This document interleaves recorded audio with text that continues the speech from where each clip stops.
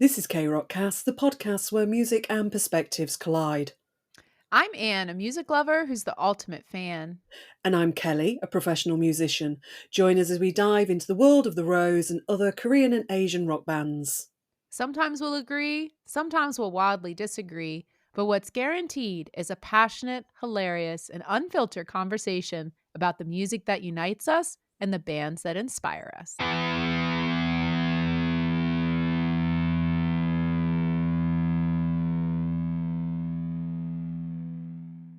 On today's show, This is hot take number 2, listeners. This was surprising and shocking to me. I did not know this. And again, like I talked to a lot of other Black Roses that know a lot about the Roses background that didn't know this next part. welcome back. This is episode 17 into the Tribeca. This might not be the voice that you're used to hearing, you wonderful people, just to confuse matters. We're going to mix things up a little bit today. So, we're going to do a dive into Anne's experience at the Tribeca Film Festival for the premiere of the Roses documentary called Rose, Come Back to Me. The film premiered at the Tribeca Film Festival on June 6th at New York City. Come on then, Anne, tell us your first overview of the structure of the film. I really enjoyed this film, Kelly, and I think overall, wasn't quite sure like how a documentary will look. There's all different ways I think a filmmaker can create the story. For me, when I watch a documentary, I want to see storytelling, and Yeah. I wasn't sure with a music artist documentary, maybe it's more focused on music clips, performance clips, things like that. But I was really impressed with the filmmakers because what they do through the film is they just take you on the journey of the Rose's story. And they portray it in a way that I think does a good job for a diverse audience because I will say, I'm an avid fan of the Rose. I mean, I did win Wusong trivia, so I know a lot of shit about the Rose. Oh no, you tell me every time. Every time, it comes up every time. I am well aware how I much of an know. absolute nerd you are. I Just a tad. know. Just a tad. Dork. Come on now, get it right. I'm a dork, not a You are nerd, a because dork, this is nerds are true. cooler than dorks. So I'm a Yeah, of course, self-professed I'm the dork. nerd, aren't I? You're the But dork.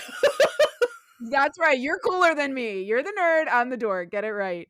But this film did a wonderful job, I think, appealing to a very diverse type of audience. You could be someone like me that knows a lot about the Rose. I came away learning new things, and I'm so excited to tell our listeners about some hot takes about the Rose that I learned from this film. But you could be a casual fan. Like you could just maybe know a little bit about them, but not really dive deep into their background. And you're going to watch and you're going to come away with this deeper understanding of who they are as a band and what their story has been. And then you could be at the other spectrum. You could be someone that's literally never heard of the Rose Yeah. and you don't know anything about them. And you can watch this film and you can understand now who they are. Right. And so, what a wonderful job from the filmmakers to be able to create a film that achieves that for such a diverse type of audience. That Yeah. that is really impressive, because I was gonna ask you, could you as a casual film goer that likes a music documentary, is it something that's accessible without having any prior knowledge of who the guys are or anything like that? Yes, yes, it definitely is. You don't have to know their music, you don't have to know them. And I think that's a testament to good screenwriting. I think it's a testament to the director of the film and his ability to move you linearly through their story. And so that's kind of how the format of the film Yeah. is.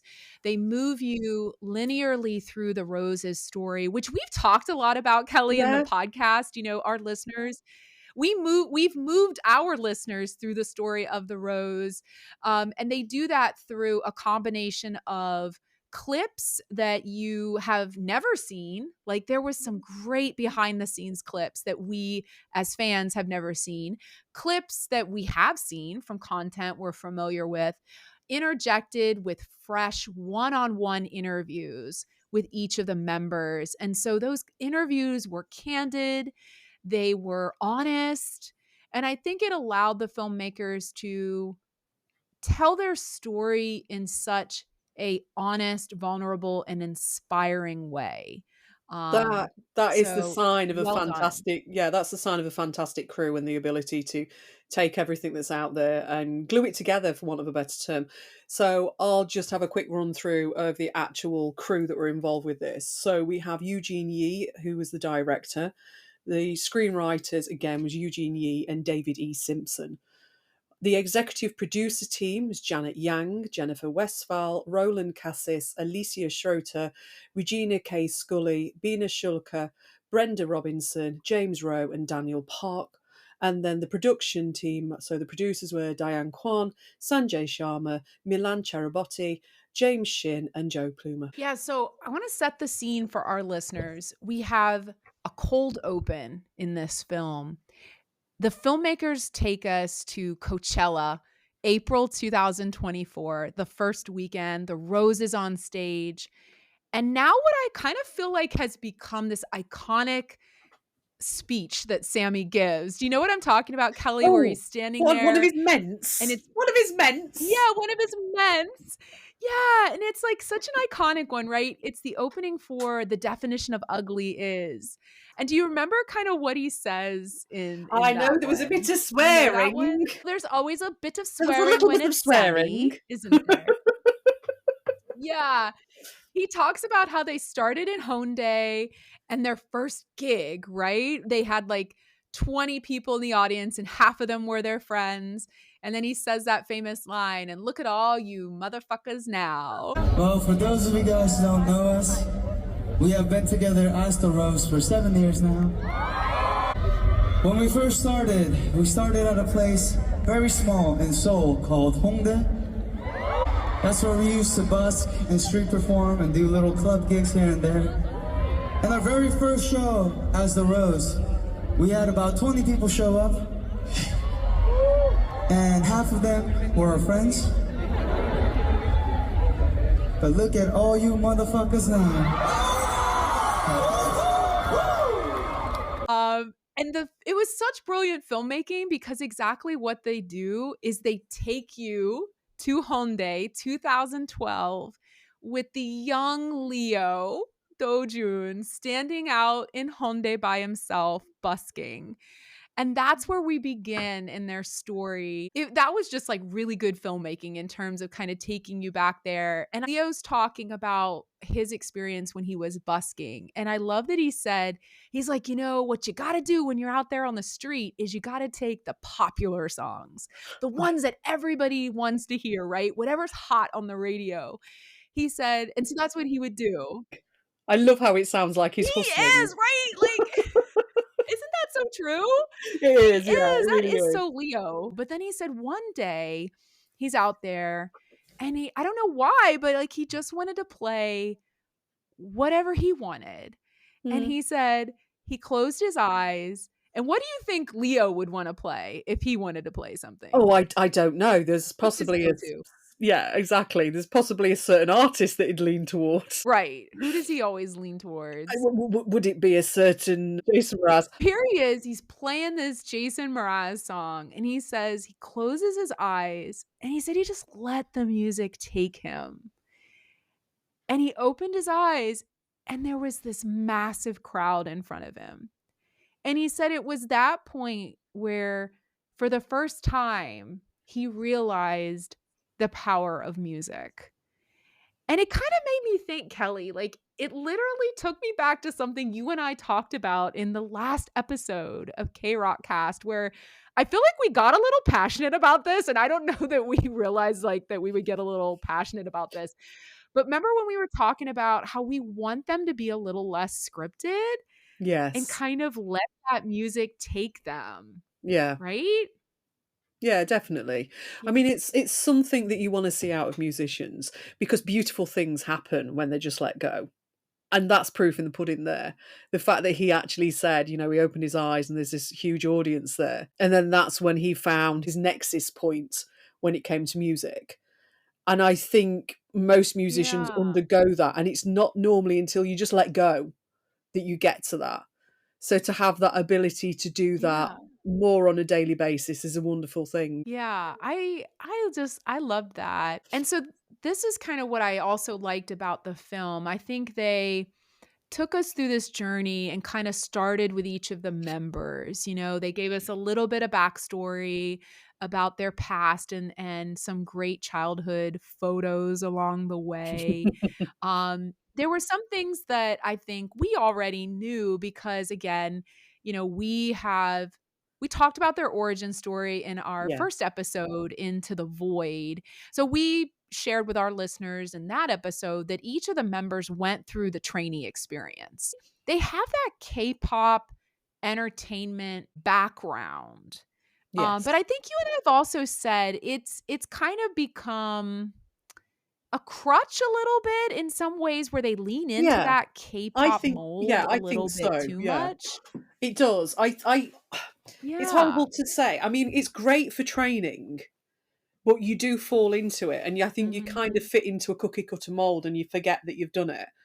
Um, and I mean, I see it with people that I know. I know personally that I've kind of done it in the past as well. You know, I sort of Mhm. fall into that theatre background thing. I have to hold myself back from the big voice every now and again.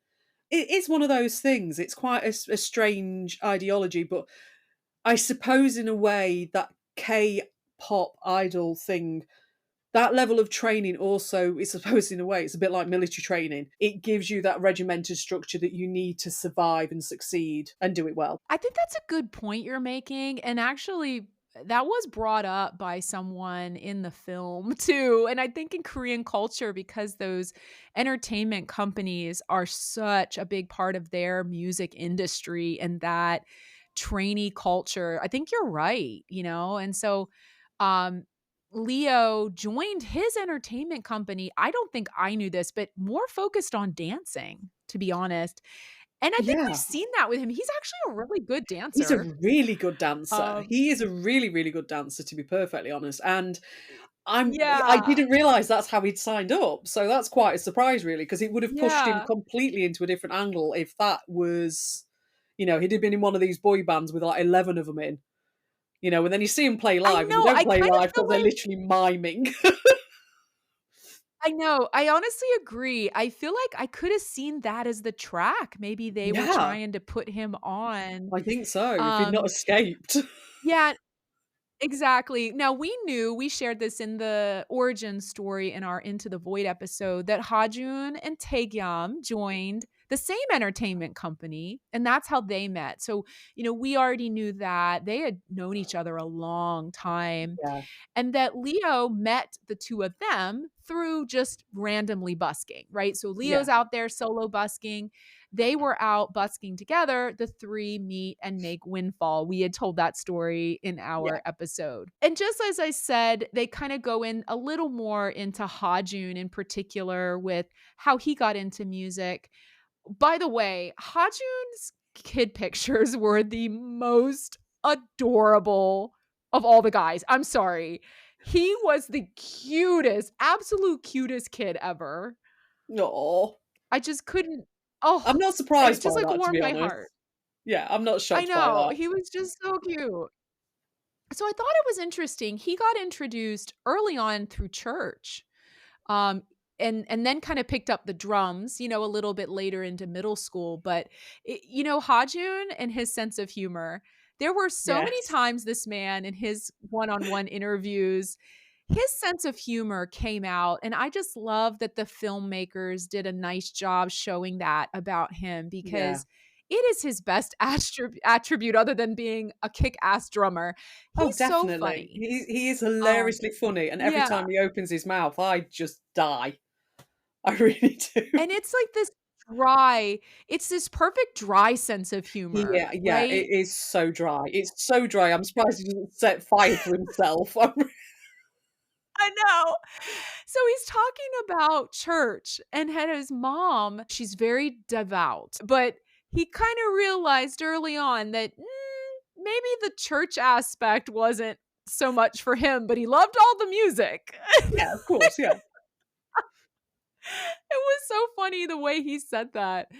Um, and I think it was really sweet. There were some wonderful scenes where we showed Taegyum's father. Now, I think a lot of fans may have known that Taekyum's dad was a musician, Mhm. that Taekyum grew up in music through his father, but we kind of got a little more about his father's backstory, that it wasn't just that his dad plays instruments. His dad's dream was to be a singer and a professional musician.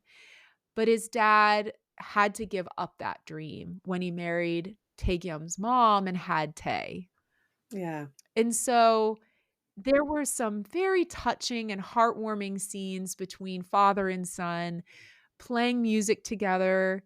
And just, I think I gained a better understanding of Taekyum's feelings that, he's living his dad's dream. Yeah.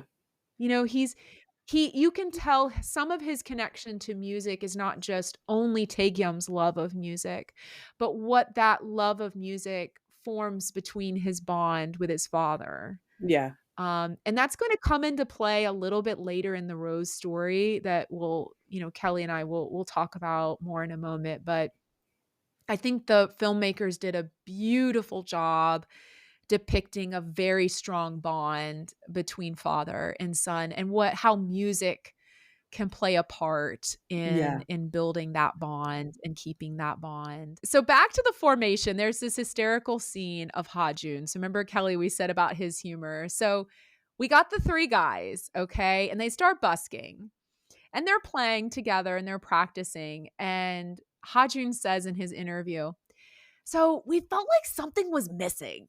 He's like, we've got Taegyum and he's so handsome. Like, he's the visual. Hajun says, you got me and I'm not really that handsome. And then we got Leo. So mean. That's so mean. The entire crowd burst out laughing because he was so deadpan about it. He was just like, and then there's Leo. Like, So Hajun says, we knew we needed another guy. And mind you, he didn't say, we need a guy that can sing really well. He didn't say, we need a guy who can play electric guitar really well. He said, we need somebody that's good looking. And up on the screen pops Sammy's face. They've still not delivered on that one then, have they? They've still stacked up. I know. Do we think the guy that they really asked said no? I think so. I think that's what happened. They just had to go with the second audition. Did they have to go plan B? They did. I think so. Sorry, Sammy. I think so. Sorry, Sammy. We love you. I mean, we did say you were the most expendable member of the Rose, so. Well, yeah, there is that. Yeah, and I was going to use him as zombie fodder, so we're all right. We're good. Oh my gosh. It's just like when he said that, the crowd started laughing too. It's just the deadpan delivery though, isn't it? The deadpan delivery. And then when it was like again, just great filmmaking. So the filmmakers start with Sammy's backstory and they show his audition on K-pop Star and they got some really old clips of him, in music, performing even when he was like in middle school and stuff. And so these old clips were so great to see. And, I will say he took the filmmakers to his mother's house. He's very private. So I was a little bit surprised he would show his mother's home, but they were there. They interviewed his mom. And Kelly, that woman is beautiful. She is a very, very pretty lady. Wow. Oh, wow. Yeah. 너무 아름답네요. She's so beautiful. And I just love her. What a feisty lady. Oh, I'm all for a feisty lady. Oh, God, I'm all for a feisty lady. If you hadn't gathered. I know. We're some feisty women ourselves, so we love a good feisty woman. Just slightly. Just a titch. Just a smidging. She is the best story she tells on Sammy. So they're in the child, they're in her home and they're like walking around and there is something on there's this plaque on the wall. It was literally on the wall, like framed. And he's laughing because he says, "This is the first contract I ever went into." He says, "You know what it was? My parents got me a new Mac. And you know what my mom's contract was? I can't watch porn on it." We know that one failed. It's literally handwritten in Korean that he will not watch porn. I will not watch porn on my new Mac. And then Sam says, "And that's the first contract I broke." Oh, sorry, that's Which I funny. love. I love that, like, now you and I kind of have this ongoing gag in this podcast about sus content. We Because do, we we know do. the man Yeah, watches yeah, sus yeah, we do, content. definitely, yeah. I was like, holy shit, this is like even more affirmation that the man watches sus content. We got Oh his God, like yeah. mother making contracts when he was a teenager. She just knows her son. That's all it is. And you know what? That's your right. Like, way to go. Like, she's just like, I know you and your tendencies, so this is what we're gonna do. This is what we're going to say. Yeah. Way to go, mama. Sign it now. That was so cute. It I was love so that. sweet. And she's like talking about him, and you can tell she's so proud. She's so proud of him.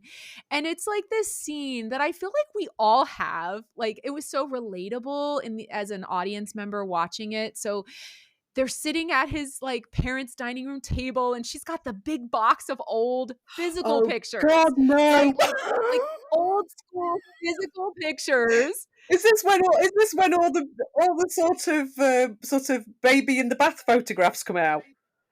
No. Baby in the bathtub ones were just wanting to come out. Yeah, mama wanted to, she's like holding them up, and he's over there sitting. We all do, just like hand over your eyes, like, "Mom, no." No, but the thing is, me being the crafty kid that I was, I just got a Sharpie and I've literally got this black bikini on every single photograph. There you go. That's how you do it. Oh my gosh. We saw some cute baby pictures of him too, like cute. She always jokes that he was so chubby, like he was so fat. Yeah. I And, can't there's believe this he was one that picture big. they showed. Oh my God, he was kind of big. And she's like commenting again of how fat he was. And he's like, "But Mom, it's your fault. You fed me. You fed me, so it's your fault." It was really cute. No, I bet he was cute as a little chubster, little chunky monkey. Oh, I mean, he was adorable. I still think Hajun's cuter as a little kid, but Yeah, of course, anyway. yeah. That goes without I saying. know, that's what Hajun means. But that part was really heartwarming and sweet. So, we know that Sammy has such a strong relationship with his mother. Yeah. And so I just loved that they included her. But also, I think, again, he's very private about his personal life. So I think that shows his comfort, right, with the filmmakers of how they're going to portray that, and Yeah, just exactly. showing some of that relationship. So it's obviously important. Everything the filmmakers included all become an important part of their story. Yeah. Because that's the focus of this movie, of this film. So then they do some great clips of their pre-debut days. And there was Kelly, I was shocked at the amount of footage the filmmakers were able to get That's of their impressive. practice time, this pre-debut time. And so we Yeah. kind of learned like where that footage came from was after the film, the rose was there. Yeah. And so Leo said, this was so sweet. He said that he filmed constantly. Yeah. And Sammy was like, "Can you tell them why? Tell them why, Leo. Why'd you film all the time?" And Leo goes, "Because someday I thought, you never know. You might Maybe need it. someone would want a documentary about us," or, like he had in his mind then, we could make it. We could make it. And we should capture these moments. Yeah, I mean it's not false belief. I mean, there is a level of, you have to think like that.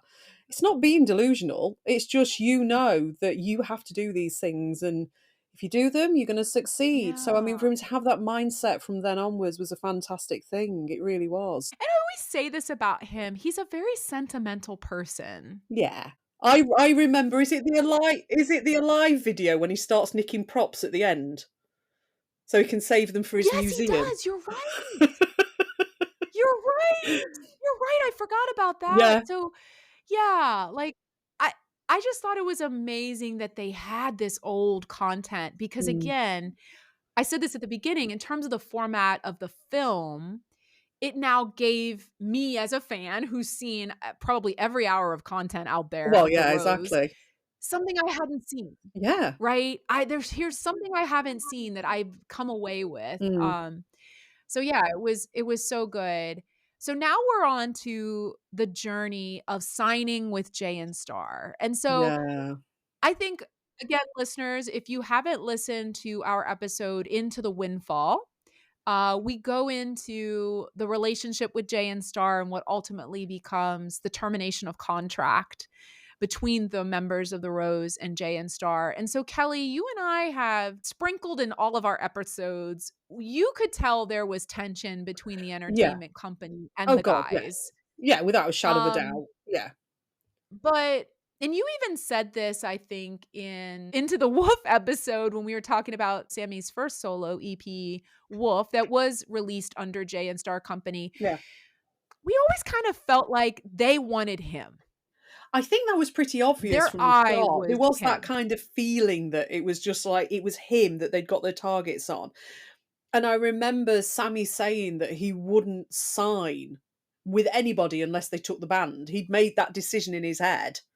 If you want me, it's Mhm. as a band. I think that was possibly the contention point of all of this. Yeah, you're right. And so this was kind of hot take number 1 that we learned about this true relationship between the guys and Jay and Star. And I mean, of all of the other Black Roses that saw the film that I talked to, and some of them really have been fans since 2017 when Mm, The Rose debuted. yeah, So these are fans that know the Rose's story on an even more intimate level than me. They did not know this. And yeah, so, listeners, what we discover through this film is the level of toxicity on behalf of Jay and Star. And almost, to be honest, Kelly, I would say um, the tactics that I'm going to mm, describe that were used by Jay and Star to sow discourse between the members, yeah, it was sickening.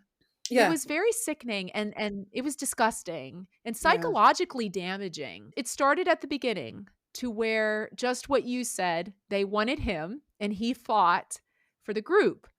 Then they said back to Sammy, "Well, Sammy, the way we're going to set up the band is it's all about you as the front man. You're the star. You're singing vocals, nobody else." And he goes back and he's like, "No, no, no, that's not how this shit works." He is, yeah, "No, like, we decided as a band, Dojun sings vocals and I sing vocals. We are equal. We yeah, have 2 main vocalists in this band." And they pushed back and they only wanted him as the yeah, vocalist. And so again, he fought really hard and he won. So you could see from the beginning, right? Their whole plan was him. And if they had to have the band, I think they thought they'd got a cash cow with him, that's why. oh, I agree. I think that's I literally what it was. agree. I think they thought they'd got a rough diamond that they can mine for all it's worth. Whereas Yeah. we talk about this frequently. Bands aren't really a thing in Korea. They're very much underground. There Yep. are some that have managed to break out of the mold, and generally speaking, they've either done it by becoming big in Japan and the rest of Asia, and then Mhm. Korea's gone, oh, actually they're big in Japan, so I think they're allowed. Japan's accepted them, or they become That's big. kinda like CN Blue, I think, Exactly. is what I would put in Yeah. that category. Exactly. Yeah. Or it's the other way round and you fall into the category of the guys and you crack Europe and America. And I Yeah. it's such a weird thing to see. It's this sort of monetized idea of singularity with an artist in Korea, and I don't I You mean, know as a musician, I don't understand it. You know what? I love what you're saying, and honestly, now it's making me think. I think you're right. I'm surmising. I bet their strategy was we got our eyes on this guy, and like you said, a diamond in the rough, right? We can Mm, polish this guy up. We're gonna yeah, make him an idol. We're gonna make him a fucking star, and we're gonna make fucking money off him. He yeah, comes back and says, "Nah, you want me, you got to take the band."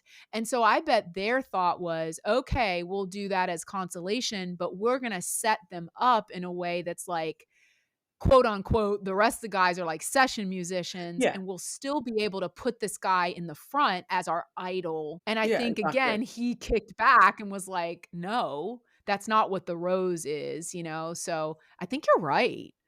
Yeah, Yeah. I think that's, and Um, you've got to bear in mind as well. I mean, Jay and Star were a really small, pokerly company as well. I think had they only got one other act on the they books as were well, so they were sort of correct. looking at it, going, actually, this is our way to make money and make a name for ourselves. And then this guy comes Correct. in and Which goes, is no, also, I actually, think, you're not. We're not doing what what you want to do. We're doing what I want to do. yeah, which is probably going to come into play with how Jay and Star ends up reacting, Yeah, through the lawsuit.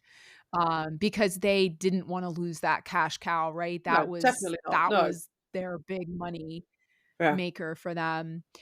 So we talked about this, I think, in a previous episode as we've been talking about their origin story of how important that year they spent prior to debut living together, practicing together was. We got a little bit more information from this film of exactly how the guys spent the time. And so I loved it. They had some amazing, again, Dojun filming everything. They had some fun, amazing clips of them practicing cover songs. yeah. And I would love for you to elaborate on this because again, I'm a fan, listeners, right? So I'm not a professional musician. So when Sammy told this, I thought, "Oh my god, this makes perfect sense," but I had never thought of it this way before. Instead of them writing their own songs during this year and practicing their own unique, original songs, they picked covers Hmm. and then they kept practicing the cover. And Yeah. so, why don't you tell us as a professional musician why musicians do this? So, I mean, it's kind of a two-pronged thing. So, I mean, initially when you're starting out, you've got to learn how everybody plays. You've got to learn the nuances. You've got to learn their style, what their strengths and weaknesses are. And normally, the easiest way to do that is it's not to sit and just sit there and go, right, let's just jam and write a song, because it doesn't work like that. A lot of the time, the best thing to do is just pick a song that you all like, learn it, and then develop it. And so you get that community within it. But then there's also the other side of this as well. You don't know the music that you're writing is any good. So it's best to take No, that's a something good and point. actually Yeah. exactly. You could be terrible. You could be absolutely goddamn awful. But what you do is you That's sort of true. you go, do you know what? We all like this song. Everybody likes this song. Let's do a cover of this song. And what you do is you take it and you just keep practicing it until you've got that in your head. It helps you with your musicianship. It helps you with your Mm, general craft. It helps you so much with your songwriting because you start to understand the nuances of mm, songwriting and structure and everything else as well.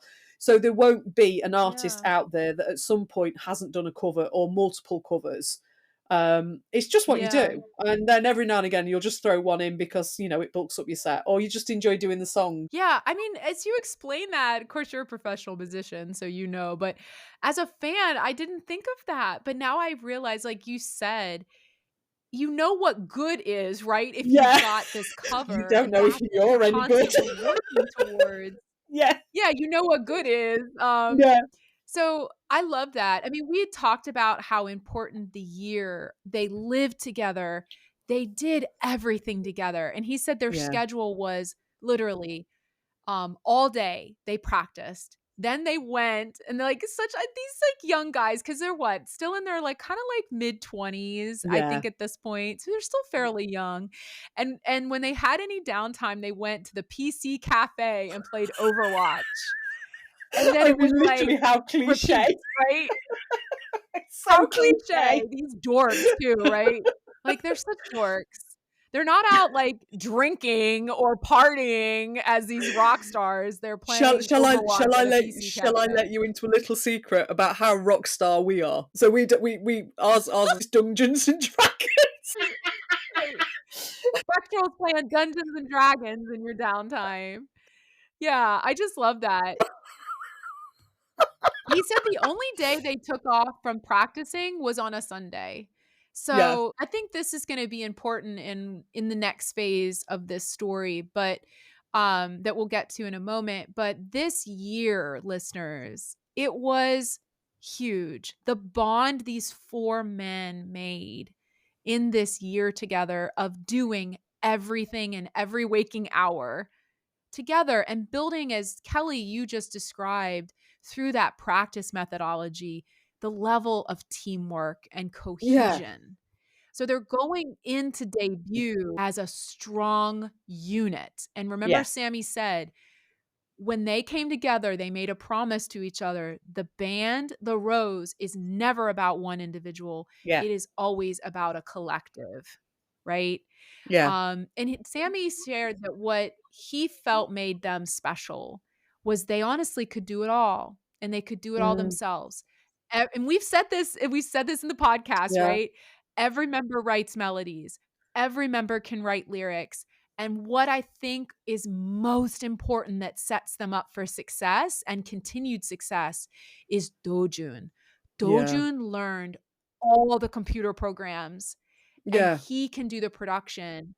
So tell us a little more about how you feel like this is key in them being able to like break away ultimately from Jay and Star and kind of their trajectory. Yeah, so I mean, the thing with Jay and Star is they would have literally been the financial backbone of it. And I mean, the guys were lucky enough to come in at a point where music production is primarily done on a computer. You don't have to go into a studio. Traditional sort of tape studios and DAT studios have been replaced with computer based and everything's actually digital. So you don't need this full production. And this is actually where we've seen kind of like the downturn in a lot of actual record labels as well, because it's not needed anymore. That support's not needed. That function isn't needed. Because in theory, if you've got a brain in your head and you can understand things like Logic, Cakewalk, any of those type of things, you have the ability to record. I mean, you only need that. You only need a few connectors, a microphone, everything else in a quiet room, and you've got that ability to create music. You just need to know how to use the program. They're easy enough to use, but to have that level of that ear and that level of production intelligence that's required is a really good thing. And it doesn't just protect them from that transition away from Jay and Star, because that isn't a very important thing, because they'd future proof themselves there. But they've also future proofed themselves for their entire career now, because they don't need to Yeah, rely on anybody else for that. I know. And look at World, right? Like Yeah. the World album, as you and I said, we knew it was going to be this way even before we saw the Mm. credits. We knew they took that album on themselves, and now that we have the credits, they literally have done everything except the mastering. Yeah, And literally most everything of the apart from the name mastering. Yeah, beside exactly. most the name beside most things is Park Dojun. Yeah, This is what this man and who yeah, this man is in this band. yeah, He is such a driver behind their music and their direction. And so his ability to learn these programs, but not just learn them, be so good at them. yeah. He's really proficient at Right. them. Yeah, he is so proficient at what he does. Yeah. And you can tell that actually when you listen to the World Yeah. album, that it's done in such a way. I mean, the actual mixing is exceptionally good as well, to say that they've done mixing in house. I mean, don't get me wrong, you can Yes. buy programs now that will do mixing for you. You don't literally need to have that ability of ear that a lot of, mixing specialists have. It helps to have that ear. I would say that the only negative of doing everything in house is every now and again, you just need that sanity check. And sometimes that's when Mhm. somebody else coming in and just going yay or nay, or just having somebody else's ear always helps. But yeah, I mean, Mhm. his Yeah. professionalism, perfectionism, and everything about Dojan, working in the band, second to none. So let's get back to the Jay and Star story, and kind of listeners, this was honestly difficult for those of us in the audience, and any Black Roses that are listening, I'm sure you're going to agree with what I'm about to say. Those of us as Black Roses, this part was hard to watch. It really was, because now learning the level of stress and struggle the guys go through in some of these years under Jay and Star, it was honestly, as a fan, it was heartbreaking. And that I think we never knew that, because that was how well they hid all of Mm, this. From the outside, we thought that we knew they were going through struggles with Jay and Star, but we thought they were going through them as a cohesive group. And what we honestly learn is through tactics and horrible strategies that Jay and Star did, they tried to sow seeds of contention. mm, And I think their strategy was, we will break them apart from the inside out. yeah. And so that was hard to watch. So it starts early.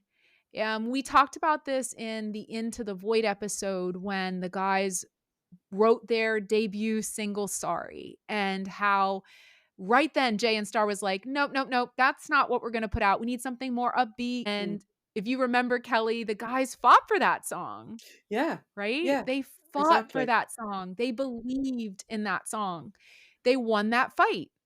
And they all believed in that song. And so that was another case of now where their cohesion is winning against what Jay and Star wants, right? And I think that's when it started for Jay and Star, where they're like, okay, this group is not, they're not really caving into what we want. And Yeah. let's maybe try a different tactic. So their first tactic was separation. The guys have spent the last year together 24/7. So what do you do with a team? Is you separate them. Split them up. Yeah. And they had Sammy move out. So they gave him his own apartment, and he started to live alone. And Hajun actually said, he said, after that happened, we honestly didn't hang out together like we did before. Mm, And so that's step one, right? Of starting to break the bonds, or what they were yeah. trying to do to kind of corrode that But to be cohesion that the four of them To be had. perfectly honest, it's military tactician, this. I mean, I think they've sat and It read The is. Art of War. I I mean, agree. Let me tell you the next part, and I think it's even more what you're saying. So the next tactic was, the CEO would start to meet with Sammy by mm, himself. yeah, And instead of all the members sitting down with the CEO and talking about the direction of the music and talking about where they're going, they would say to the members, no, you don't have to come. We're just going to meet with Sammy. wow, And so Sammy would go and he would have these meetings, and then he would take the information back to the members. And then as he's starting to have these meetings, the way the conversations start to turn is the CEO starts to say to Sammy, Sammy, these other members, they're not really carrying their weight. Like, let's talk about Dojun as an example. You notice, Sammy, he's not working very hard. And Sammy's like, he's thinking like, what? Like, Dojun works harder than anybody else in this yeah, band. yeah, Like, just think of what we just talked about with yeah, him, right? exactly, What we yeah, just said. And they have the audacity to like gaslight Sammy, right? It's like, no, he's mm, not working very hard. So Sammy says, like, what he thought at first was important was, if he's meeting with the CEO separately, he wanted to be transparent back to the guys. He didn't want to yeah, hide anything from the guys. So he started to tell the guys everything they were saying. And this was, oh, Kelly, this was when I think the first crying moment of everybody in the audience, I can imagine. when Woo-sung says that he sat down across from Leo and had to tell Leo what was being said about him. Mm, And he said, when I saw the look in his eyes, the hurt in his yeah, eyes, I decided right then, I wasn't gonna say it again, and I would hold it all in. I Yeah. would carry the burden. I would meet and I would hear all the negativity, but I would come back to the guys and I'd tell them, "Everything's good, everything's okay, we're doing great." Yeah. And it was just, like, heartbreaking to see because he loves the rose more than almost anything else in his life, Yeah. like, the guys mean so much to him, and so he got emotional during his interview I'm at not different points to surprised. where he started to cry. I'm not Yeah, and I surprised. think for Sammy, that takes a lot for him to cry Yeah, it openly does. on Yeah. an interview like that. That was very vulnerable, and then we learned from the guys that they started to get resentful and wonder why. Why is the CEO meeting with him and not us? Why are we not allowed in here? What's being talked about in these Yeah. conversations? If we think of when all of this is probably kind of going on, he's also working and recording on his solo stuff. Yeah. So they know that's happening, right? Yeah. Then in 2019, he gets put by himself on the after school club show as a host.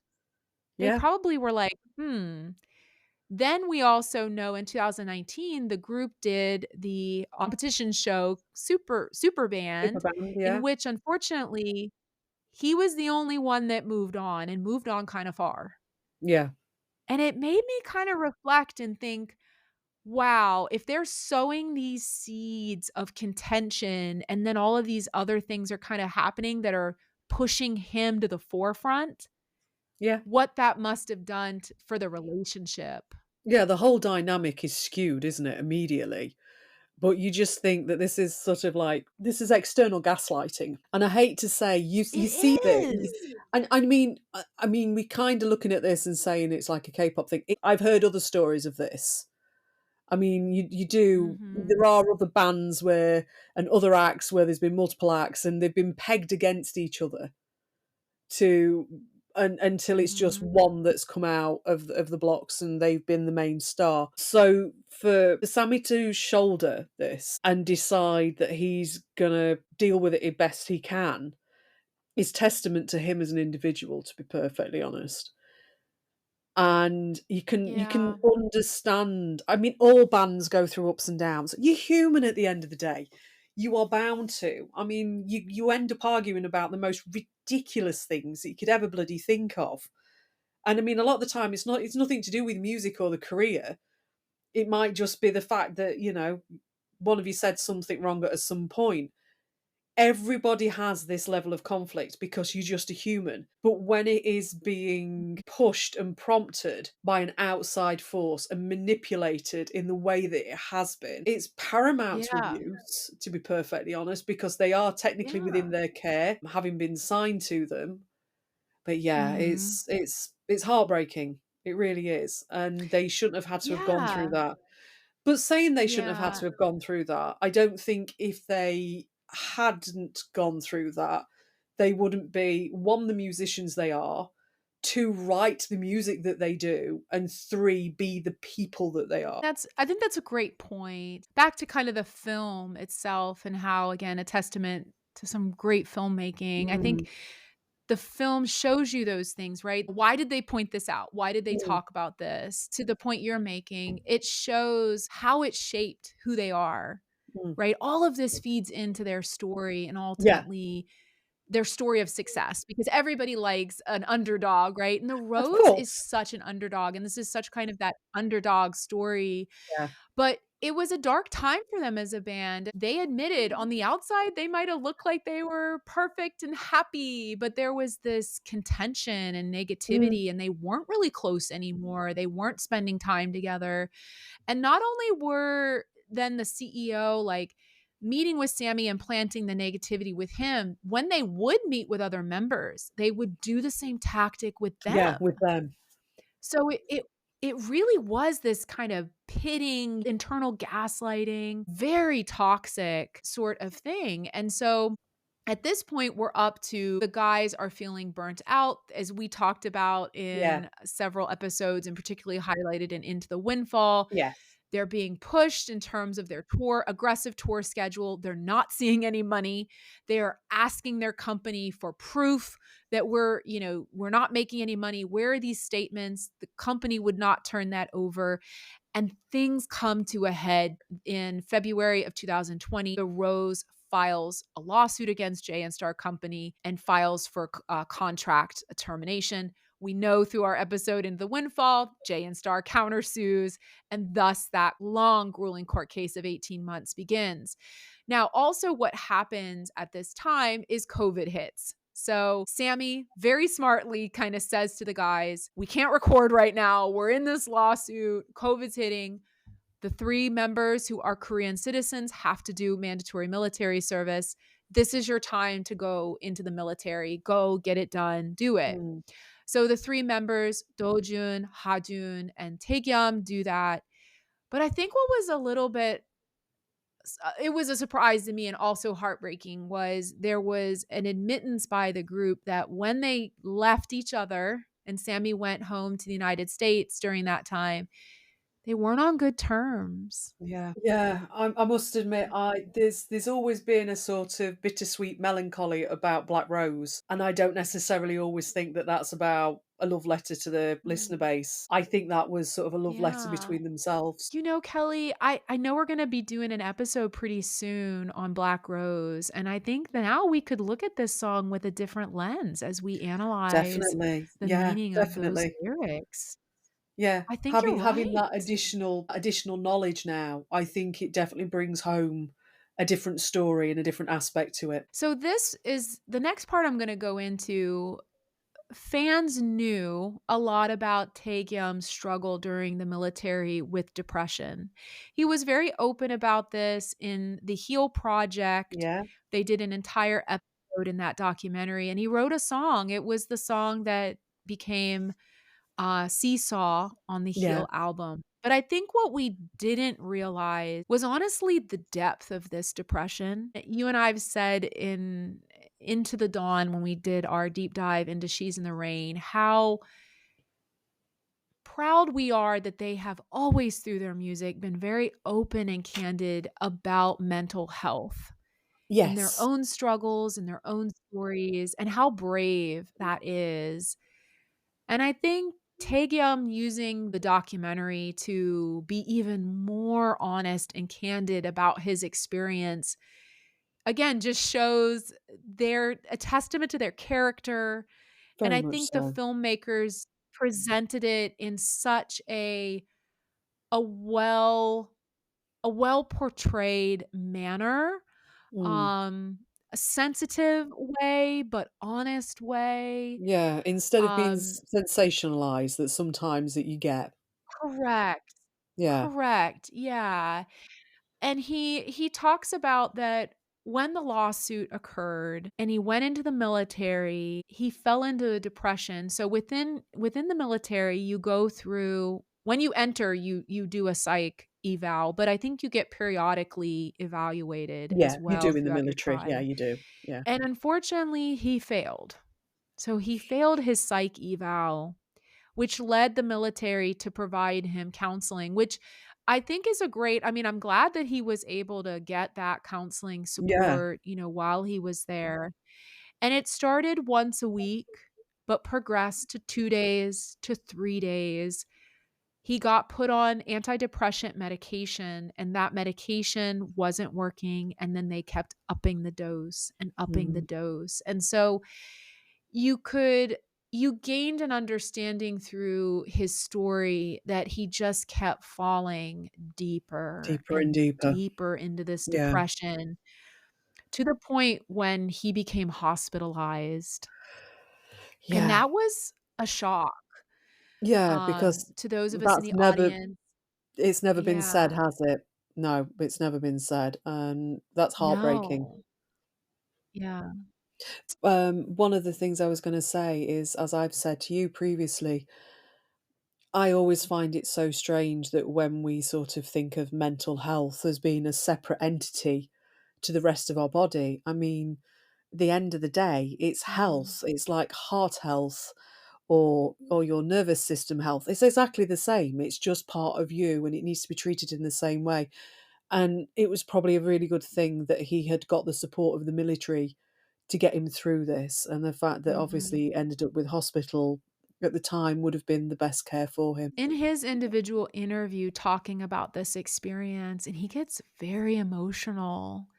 And he Yeah. starts to cry, and I think that was part number 2 when all of the waterworks are going on in the audience, like, you So the cannot tissues are out.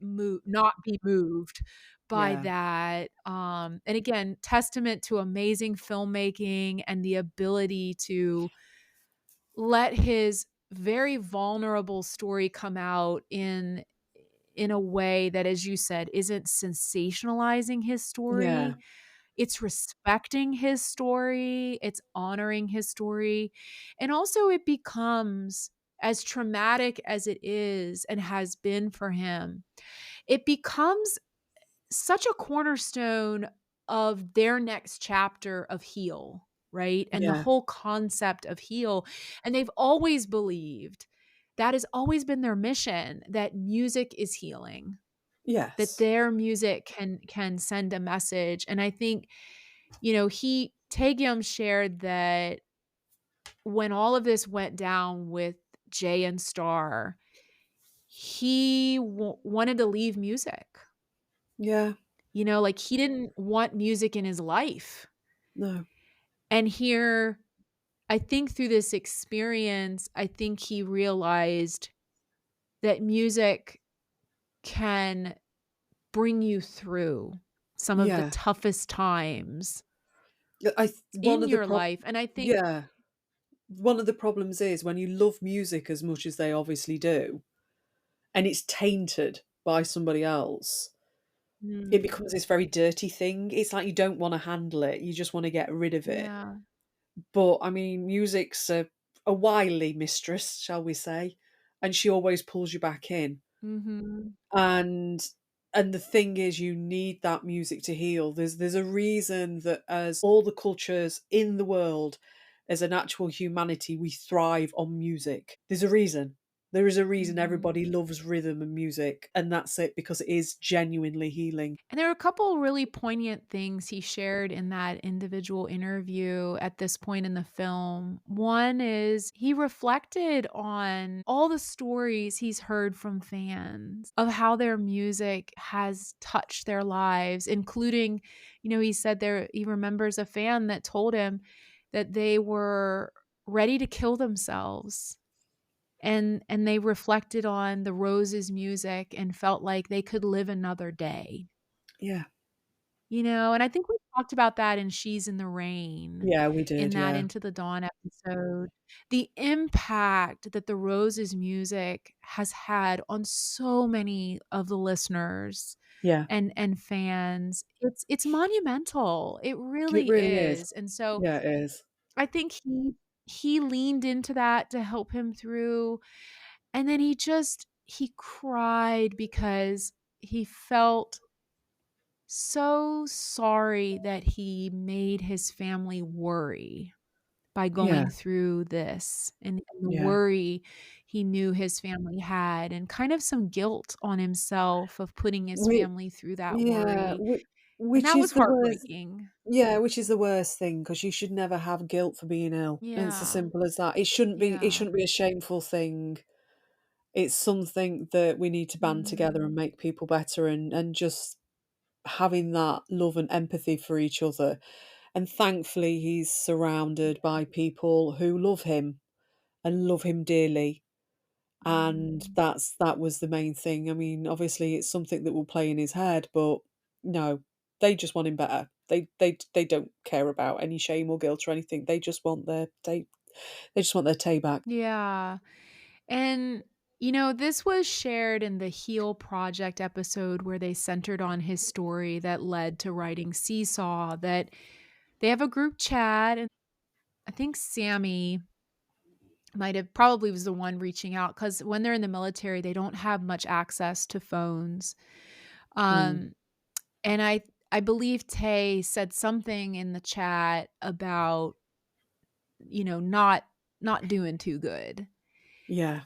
And Sammy just said it was one of these things where you hear that from your friend and you just read between the lines, and he knew something was really wrong. Yeah. Um, and I think that led to how they wrote Seesaw, which is such a I can't wait till we do that album, Kelly, and, we'll Yeah. obviously spend more time diving into the song, but what I love about that song is structurally, it starts with Taegyum, saying, "Hello, I'm here. Don't worry, about me. I'm okay." It's kinda like what he's saying, and it makes me think like, you reach out to me, Kelly, and you're like, "Hey, like, what's going on, Anne?" And I'm just like, "Hey, it's me, Kelly, just don't worry about it. I'm fine." It's that kind of like, I'm saying that to you, but I'm not really fine. I'm trying Yeah. to play it off. And then it's the second verse are the guys saying the exact same refrain, but they're saying it back to him as, "We're here. Yeah. Don't worry. It's gonna be okay." And, like, giving him that, and they each take turns, and it is very emotional, and they inserted a clip from a performance on the Heal Together tour where it was actually very emotional for Taegyum performing this song, and he became overwhelmed with Yeah. emotion during that concert performance. 'Cause we'll make it better. 걱정하지 마. And just kind of reminds us the power of Seesaw. Again, pivotal in their next chapter of Definitely. them Yeah. as Yeah. a band. Yes, definitely. Yeah. So let's move on to the next chapter. When we talked about the lawsuit, Kelly, there was a lot that we didn't know, obviously, because they have not talked openly and publicly about Yeah, the I lawsuit at yeah, all. This is the no. first time. Yeah, there would have probably been some time sort of NDA in place with it or something like that. So there's probably like a 5-year gag order on it or something like that. We know that they came out of it, breaking the contract, like not being held to the contract. They Yeah. didn't have to pay money because, that was some of what was weighing on the guys. If the guys lost this lawsuit, the amount of money they Yeah. owed Jay and Star Company was so astronomical. I think Taegyum was like, We'd never be able to live. Like, we don't Yeah. have that money.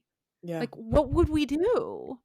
Yeah. So that's weighing on them, in addition with not being able to do music, and all of that. And so they use the words in the film, "won the lawsuit," right? And then Yeah. reflecting on what that means in terms of a band in Korea winning.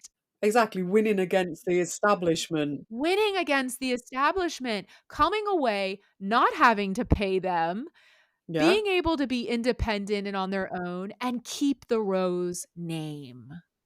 And that's the biggest thing out Like, of all of it. so significant. Yeah, exactly. At this point, they transition into more of what we're familiar with in their current story of the contract with Transparent Arts in order to provide, some of the management support services.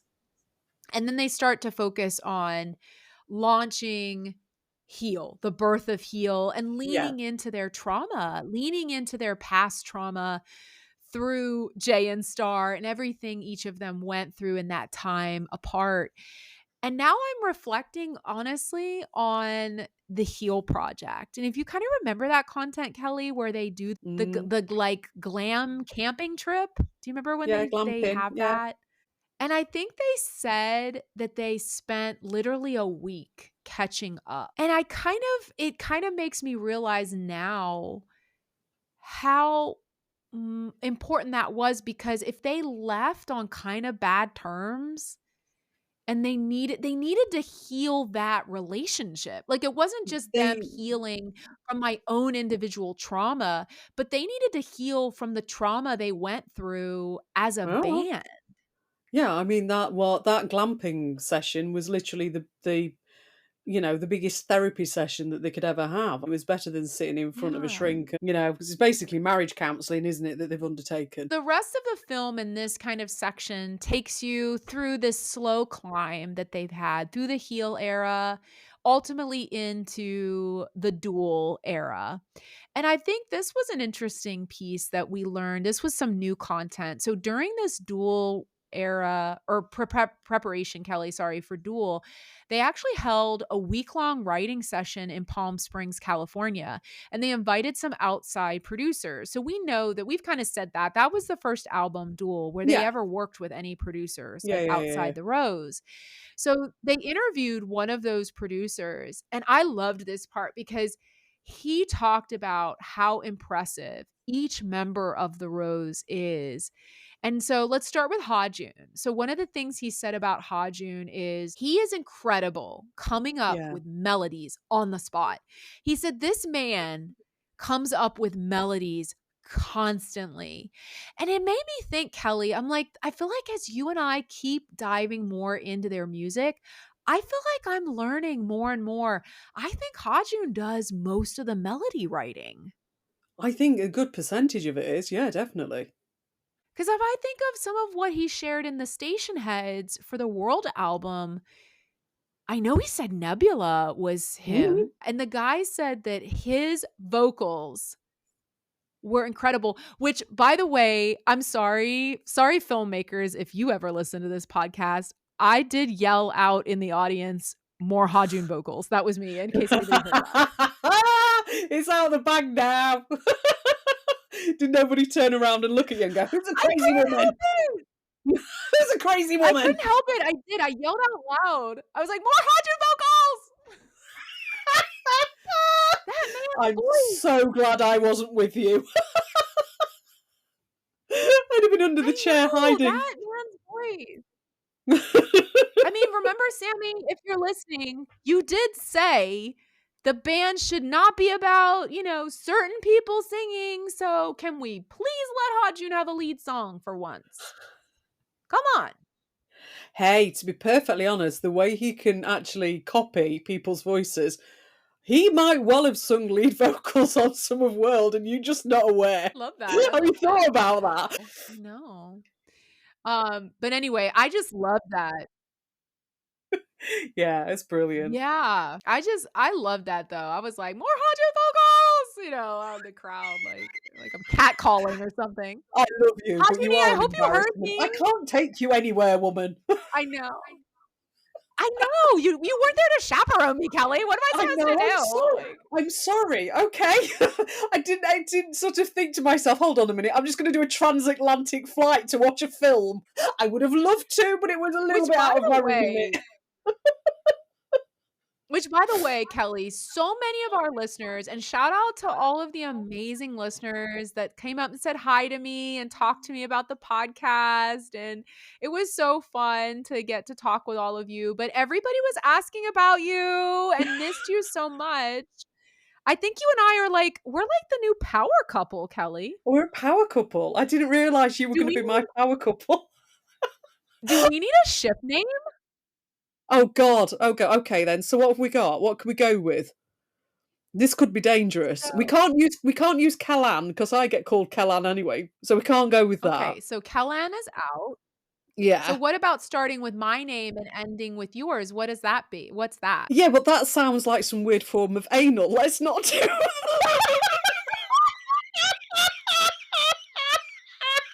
No, that's terrible. No. Not A-double, no. Oh,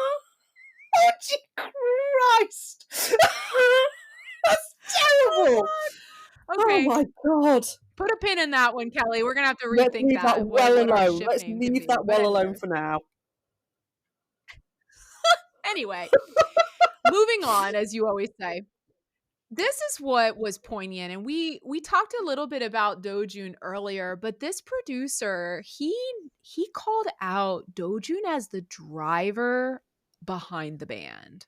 Yeah. And Kelly, the more I reflect on this and some of the really great behind the scenes we got from the Coachella practice performance, which I'll go into that when we're at that point in the film, the more I reflect on this, I'm like, you know what? Dojun is the driver. He's the vision He's the behind their music. conductor of He's all of the it, to be visionary. honest. Yeah, he's the conductor of all of it. Yes. Yeah, like you talked about in the past that when we think about like preparing for tour and somebody's got to figure out the vision of what everything looks like and what goes Mm. off when and when you do this and that. And you've said that like Dojun plans that. Like Yeah. he It's drives Doja that always that. does it. Always, yeah. That's his Yeah. little world, and he does it brilliantly. Yeah, so I guess it's just more it was so interesting to hear an outside person that he is Yeah, such the vision of the band and moves the band forward. We got more glimpse of well, we're seeing this with Slowly of Taegyum's yeah, amazing guitar skills. But yeah, there was this incredible scene where Hajun sings a melody and Taegyum mimics it on the guitar. And it was yeah, a complex melody, like, it wasn't an easy melody. And they keep pushing him. They're like, "You can do it, like, try it, try it, try playing that." And he rocks that melody on the electric yeah. guitar. And it kinda got me thinking a little bit, like, I was trying to piece together I think this was done in 2023, but these weren't songs that were on Duel. So then it got me thinking like we know that they've said when they did Coachella, they literally already had the body of work that was supposed to be the next album. It kind Mm. of got me thinking like I wonder if some of these songs in this writing session could still come out in like this album that we know is going to come out at some point. I mean, possibly. But when you write an album anyway, what you do is you don't just write your 9 or 10 tracks or whatever it is.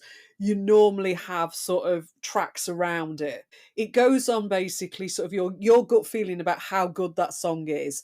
And then you're like you'll sit and Mhm. talk with A&R and they'll say, well, I think this way or this way. But there's also the fact of when you've actually chosen your songs, you need to put them together like a jigsaw piece. And it might just be the fact that those songs, even though they are amazing, just don't fit within the jigsaw piece of that actual album at the time. And Yeah. sometimes Yeah, it's true. they never see the light of day, and then other times they'll just turn up somewhere else. Which as a fan, I'm just like, it kills my spirit because like I would love to hear all of these songs that probably as you have said, I think as from the musician's perspective, to the guys, it might just not be their best work and it doesn't fit and they're like, Yeah. throw it away. Oh, Where as a fan, I'm like, give it to me all. it seems to have gone out of fashion now.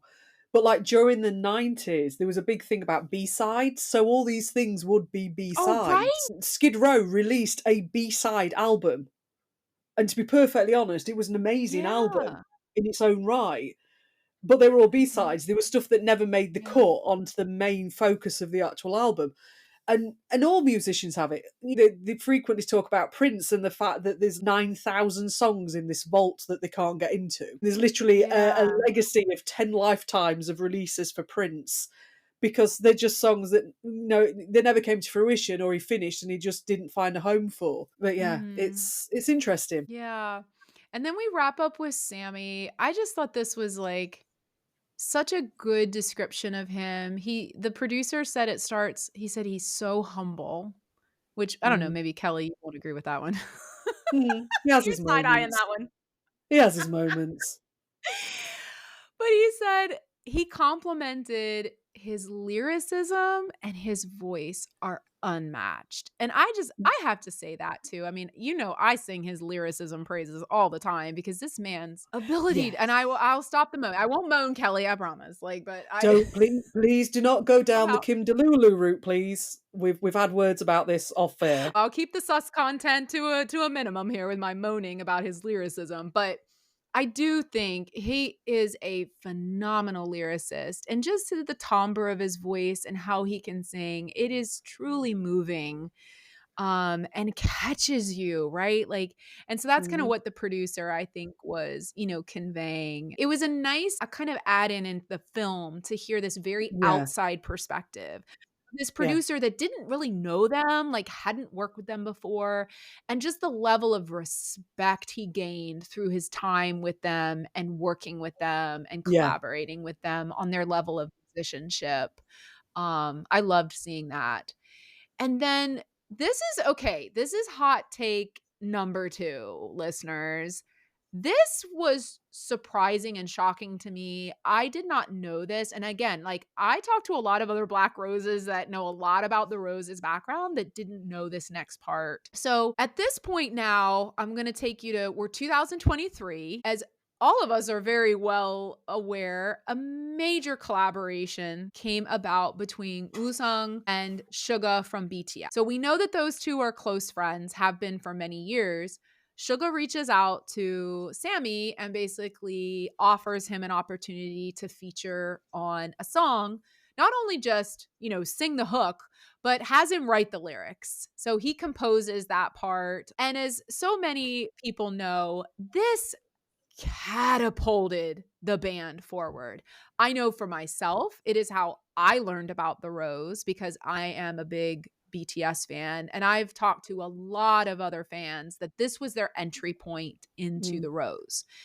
So you have this wave that comes on the Rose in terms of a level of interest, whole new demographic of ARMY fans that are now discovering the voice of Woo-sung, right? And when he sings on this song, it is hauntingly beautiful. So Mhm. he delivers that song in a way that pulls you in. So now you want to know who this guy is. Who is this guy? Oh, this guy is the singer of the Rose? Who the fuck's the Rose? And now you start down this rabbit hole, right? And Yeah. so they're going to capitalize on this momentum. So Kelly, at this point, they're on Jay Park's show. And this was huge. So this gave them even more attention in the Korean media. Other Korean shows started to gain a lot of interest. And so they said that tons of offers started pouring in. And I think you know this in terms of the Korean music market. For an artist in Korea, this is what you want. You want to be on these Korean TV shows. Yeah. You need to be on them. Yeah. Yeah, this is gonna really catapult them within, Korea, and this is something that they've wanted, right? Like, Yeah. they hit it huge outside of Korea, like, right away, which is the opposite of what other Korean artists probably do. They make it big at home, and then they wanna be big overseas. The Rose started off huge overseas, but never could really break into the Korean market. And this was always something they wanted. This is their home country. It means a lot to them. And this was finally it coming through.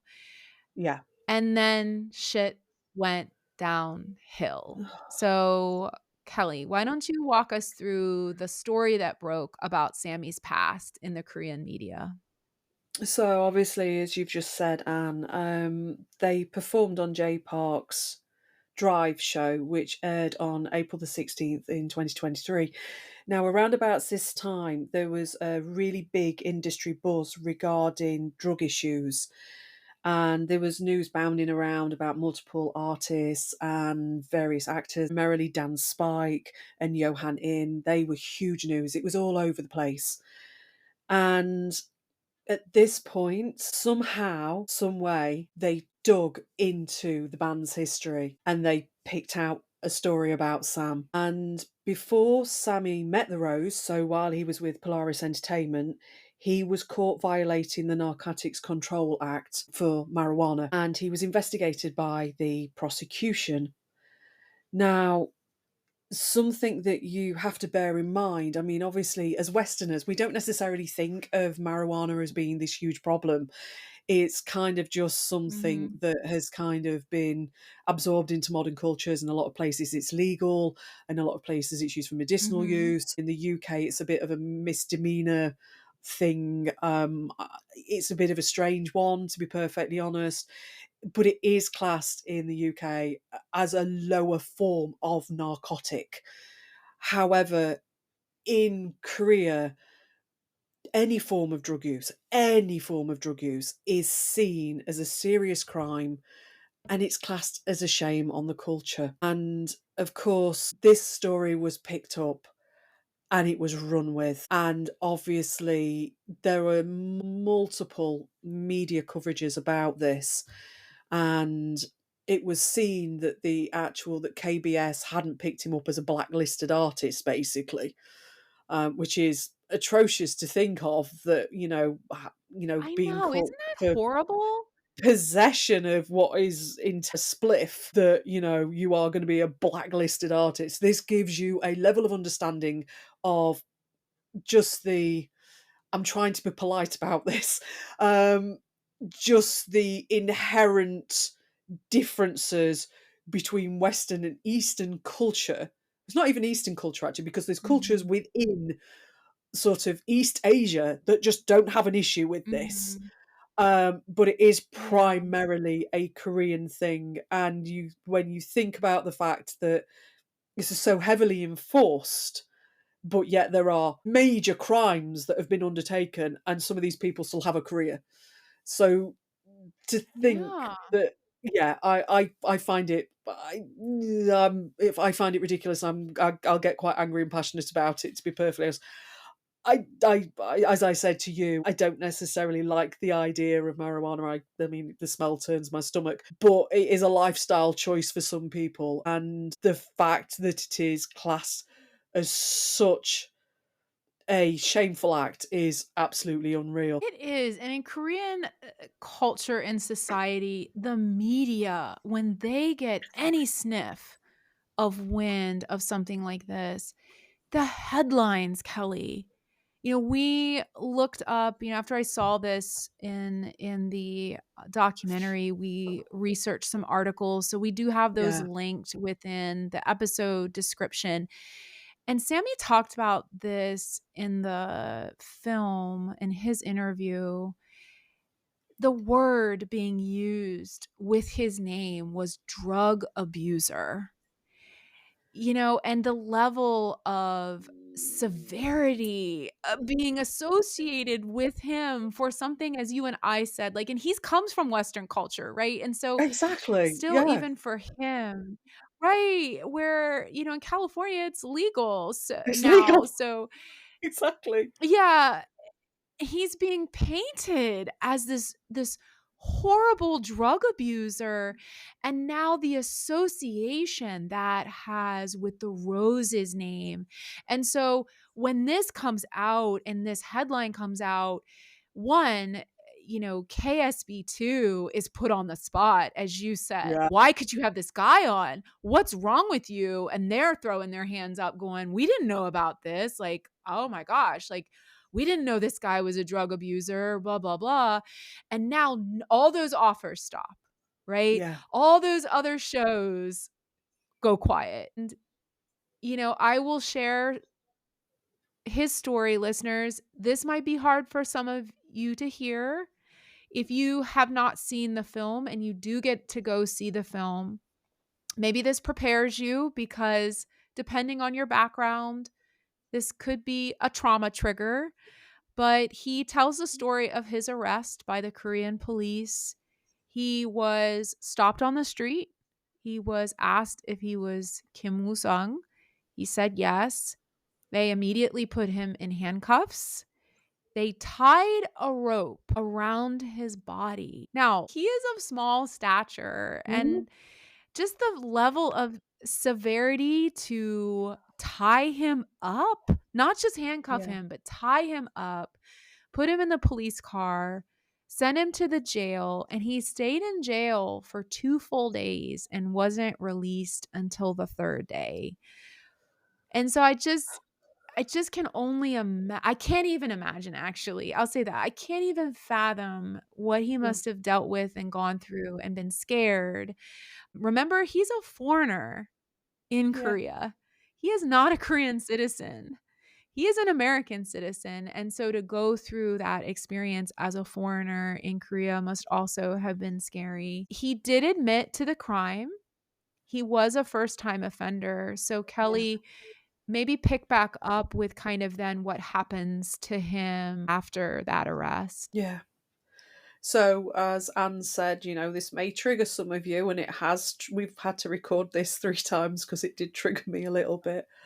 Um, so he admitted to the crime, and as he was a first-time offender, he was released and he was suspended from indictment. So basically, no slap on the wrist. He was just sent off on his way. Basically, his time served whilst being questioned.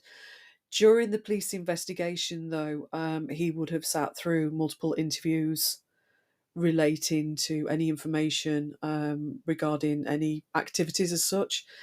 And it was revealed that there were 3 instances from 2014, 2015, and 2016 in which he'd smoked marijuana with acquaintances. So, literally, yeah, it's honestly, Yeah. yeah, yeah, And so he shared that this all occurred before he met the members of the Rose. So if we remember their origin story, at this point, he hadn't met them. Then he meets them. Right after this arrest happens in 2016, he meets them and he forms the band. And so, you know, as any of us know as fans of Sammy's character, he's always transparent. And he was honest right away with the guys, and he said, "Guys, this is what happened to me.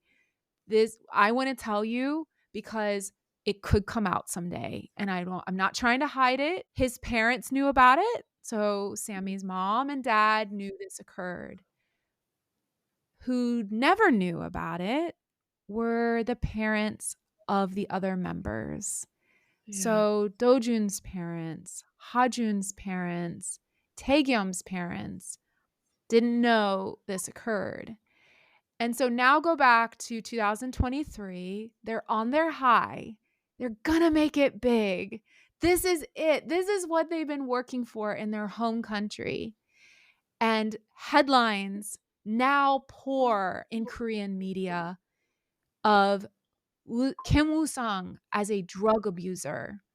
His name associated with that term. He is the Rose. Taegyum is the Rose. Dojun is the Rose. Hajun is the Rose.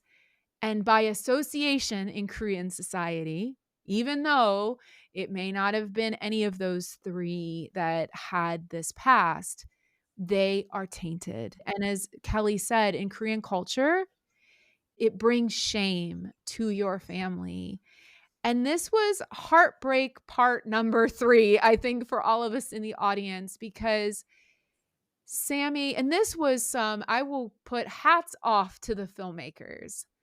Some brilliant filmmaking in this section of the documentary.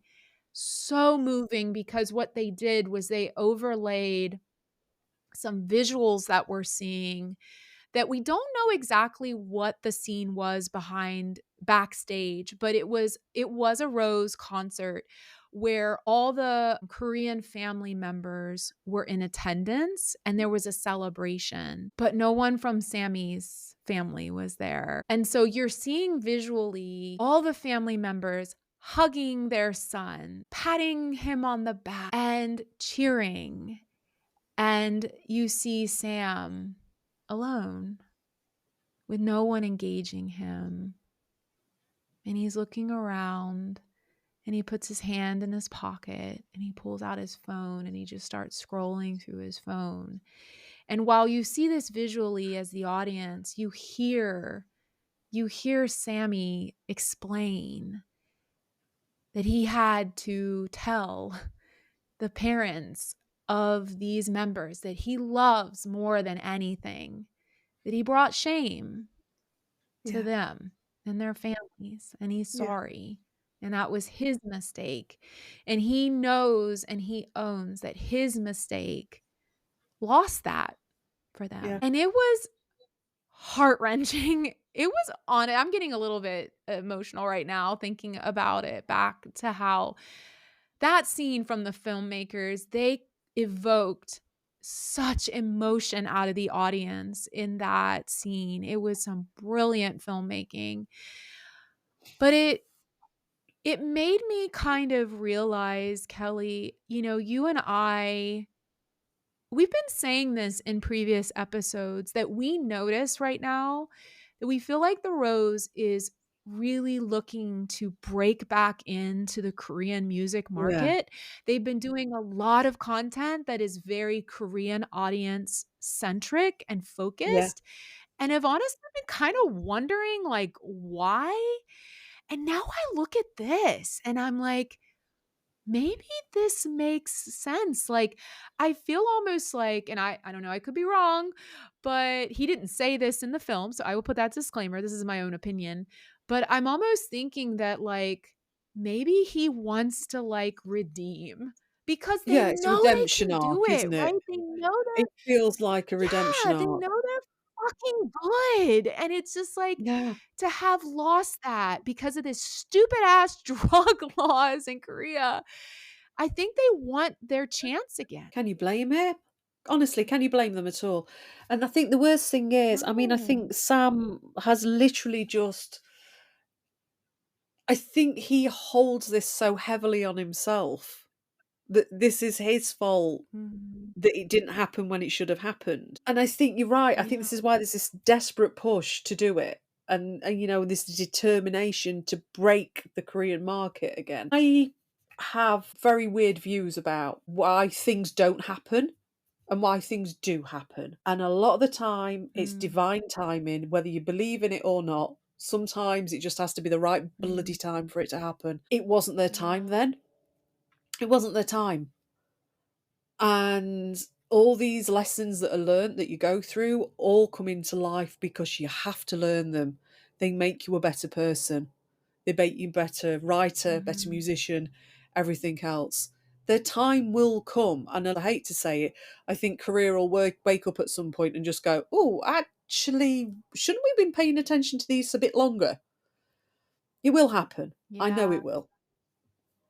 Ironically, they lost interest in Korea at this time in 2023, but they didn't lose it in the West, and they didn't lose it No. in Latin America. So we only see their interest phenomenally increasing with the release of Back to Me as a single that hit number Yeah. 83 on the Billboard charts. Huge accomplishment for them. Yeah. Duel gets released in September of 2023, and the guys are riding this wave of immense interest in the West. They go on the Dawn Till Dusk tour, and the guys are telling their management staff at Transparent Arts, LA is a huge market for us in the United States. We want to do the Kia Forum. We know we can do the Kia Forum. And Transparent Arts is like, whoa, man, like that's like a 15,000 capacity venue. We know you think you can do that, guys, and we love you, but you might be overestimating how many fans you can draw in. And the guys are like, no, we can do this. We can do this. And they did it, Kelly. They fucking sold out the Kia Forum and killed it in that show. And it led to Coachella because there happened to be a rep from the Coachella festival at that show. And they had an amazing scene of the after party kind of coming off the high, performing at the Kia Forum where all the guys come backstage and you can see Taekyum and Sammy talking with Daniel Kim from Weissman, who is their promoter. And you hear him say to them, we got a verbal offer. And they're Yeah. just like, fuck yeah. And he's like, hold on, it's verbal, but it's looking good. The context is they got fucking Coachella. Yeah. And And it it was leads into huge. this is the climax of the film, right? When you're thinking of that filmmaking, we're at the climax now of their story, and they show us some behind the scenes clips of practicing for Coachella. And there's some really funny scenes I have to talk about, Kelly, that we get from the practice sessions. So first, this is hysterical. Dojun is in the outfits. And so I think all fans know, first weekend of Coachella, they came out with these fucking amazing outfits. Hats off to Roy Back. Amazing styling with these incredible outfits. And Sammy said, their first weekend was so important because this is first impression, right, Kelly? Like, Yeah. they needed to come out. They had a fucking point to prove, right? Oh, yeah. And how Yes. they wanted to make a bold statement with these outfits. They definitely did. So Dojun is like, and remember they had the band, they had the USC marching band as part of their performance, Yeah. Entourage. And so Dojun, remember we said Yeah, he's yeah, the yeah. conductor? He's Yeah, there yeah, yeah. directing the band and he's being like, you got to go here and there. And he's moving around and he stops and he goes, oh my God, guys, I think I split my pants. And the guy comes around to his butt and was like, dude, you really split your pants. Cut, filmmakers cut, and the next scene, I fucking lie not. It is Roy back on his knees with his face in Dojun's ass, with like a staff member holding their phone camera up with the light while he's showing his pants. But Dojun has not stopped conducting. He's still ordering everybody Why would he around. stop doing that? While Roy is fucking literally showing his Dojun. ass. That was the best scene. The audience people in the theater just roared with laughter. This It was is the moment hysterical. this is the moment in time, though, may I just point that you didn't need me in the audience, because I would have been the very, very loud cackling woman in the back with the filthy laugh. Oh, you're amazing. Your amazing laugh would come out, yeah. I couldn't have came It with was that. I'm so sorry. funny. But that's I think I might need he's to like, watch this "Dude, on my own.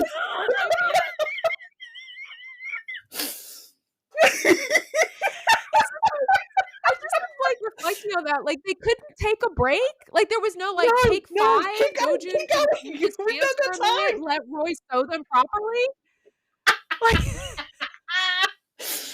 Oh my God, I love that.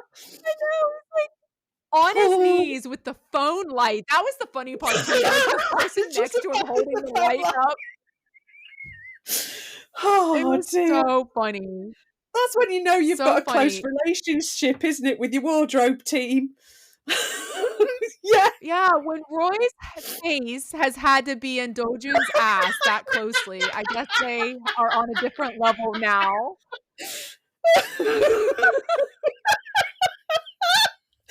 Oh, dear me ribs. Oh my God. Oh. Then the next part that was cute was Dojun was trying to do an interview, and they were asking him questions like how are you feeling? Like, what's going through your mind? And he was, you can tell, when you get so excited, Kelly, Yes. and it's like you're on adrenaline, and you can tell he was so pumped on adrenaline, and his words are like not making any sense. And he keeps like trying to form coherent sentences, but he can't because he's so excited. And it was like the audience was just like, oh my God, like you could just relate to his level of Yes. excitement. We've and all done knowing that before. they made it, right? Yeah. Yeah, So that this was it's so huge for sweet. them. It was so sweet. And then the last part that was funny was, if you guys remember the performance, and we went back to the beginning where when the definition of ugly is performed, it's beautifully performed with an orchestra group. We got that in London first. Oh, We I beat bet you that all to sounded it. amazing. It did, honestly. Yeah, I bet that sounded Yeah, amazing. it did. Well, It was amazing. and Dojun's so sweet. He's so nice. And he goes up to all the orchestra players and he's like, hi. He's like, I heard some of you are Korean. He's like, who's Korean? And so this woman raises her hand. She's like, I'm Korean. He's like, great. And he looks over at this guy who is of East Asian ethnicity. I will just say that. And then he looks at him and he's like, basically assuming the guy's Korean. And the guy's like, yeah, I'm not Korean. He's like, I'm Chinese. Like, and he's like, oh, okay, great. And then like he turns, and I'm sorry to say that he turns to the white woman standing there. Like he's expecting her to say, I'm Korean. And she's like, I'm from Minnesota.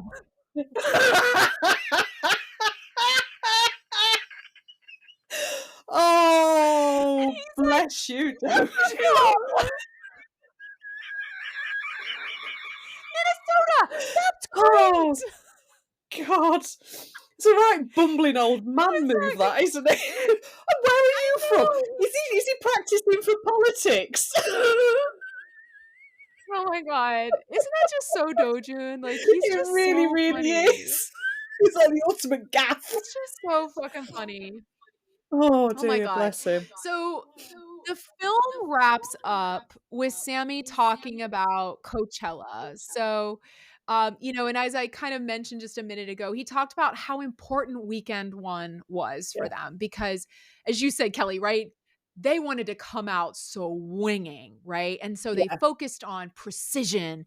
They focused on outfits. They focused on making sure vocally and all of the sound was just like perfect. They could not mess up, right? There was no room for mistakes. yeah, And they did. They fucking killed Weekend One, which I will admit, I watched Weekend One, and in between Weekend One and Weekend Two, I like deep dived into everything I could find out about the Rose because I was like, who is this group? Oh my God, yeah. who are they? I have to learn everything about them. Then I watched Weekend Two live as a Black Rose. And I was There like you cheering go. them on. And he said when they came out on Weekend Two, if you guys know, the outfits were just their casual selves. And he said Yeah, that was the point. Weekend One was to impress. Weekend Two was to show you who we really are at our yeah, core and to just be their natural selves on stage. And so, again, brilliant filmmaking. Remember where we started? We started with a yeah, cold open, Weekend One performance Coachella. We ended the film with Weekend Two performance Coachella. yeah, And it was just beautifully done. Like, again, just from a filmmaking standpoint, from a storytelling standpoint, it was so well done. And and that was it. Like, that is their success story. yeah, They fucking made it, And that's why this movie needs distribution. I really hope they do get picked up because more people need to know this because it's an amazing story. And the filmmakers were able to present this in an honest, in a vulnerable, and a very inspiring way. And my last hot take, fans, is that the closing scene plays an unreleased The Rose song. So if this movie gets picked up for distribution, there will be a song associated with it that I'm sure The Rose will release along with the film. It is called Trauma. It is a slow song. I will be honest, I was just overwhelmed with emotion at the end of the film that it took me a minute because I'm like, I'm hearing Sammy's voice, I'm hearing Dojun's voice, but this isn't a song I know. And it took me a minute to realize it was an unreleased song. And then I saw the ending credits and saw the name is mm, called Trauma. But I can't come back and tell you how it sounded or what the lyrics were. So I apologize. That's like something very exciting if they do get picked up for all of us to look out for in terms of that song. So yeah, that's kind of the end of the film. I think the next section I just want to touch on as we start to wrap up our deep dive into the Tribeca Film Festival experience was those of us that attended, we knew the Rose was going to make an appearance, Kelly, but I'll be honest, I just thought, okay, what's normal after a film festival? Usually the director and the producers will go up on stage and they'll answer questions from a moderator.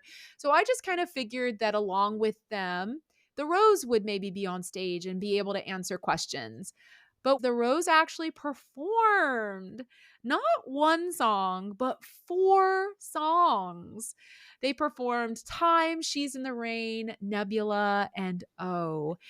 And the whole performance was acoustic. So Dojun was on piano, Sammy only did vocals, Taegyum did the acoustic guitar, and Hajun was on his beatbox. Does that have a formal name, by the way, Kelly? That little box? Well, it's a percussion box. There is a formal name, but for the life of me, now you've asked me, I can't remember off the top of my head. This is Editor Kel. May I just please point out that now my brain is working, the word that I was searching for was Cajun. It was so nice to hear them. If anybody has not gotten tickets yet because you might have been salty over thinking that all the venues are so small and I don't like where they're playing. We said this. You and I said that we knew this album was going to sound fucking incredible in these small venues. And let me just tell you, Nebula and O sounded amazing. And this was not even in a good acoustic area for playing, right? This is a theater. Yeah. This isn't a venue for playing music necessarily.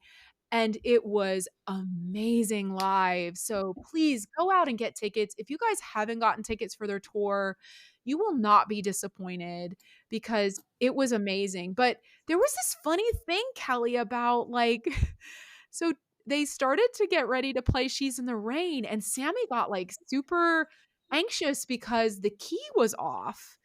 And he kept saying like he couldn't get like the pitch or the key. If it isn't in the right key and you're meant to sing, it completely throws you.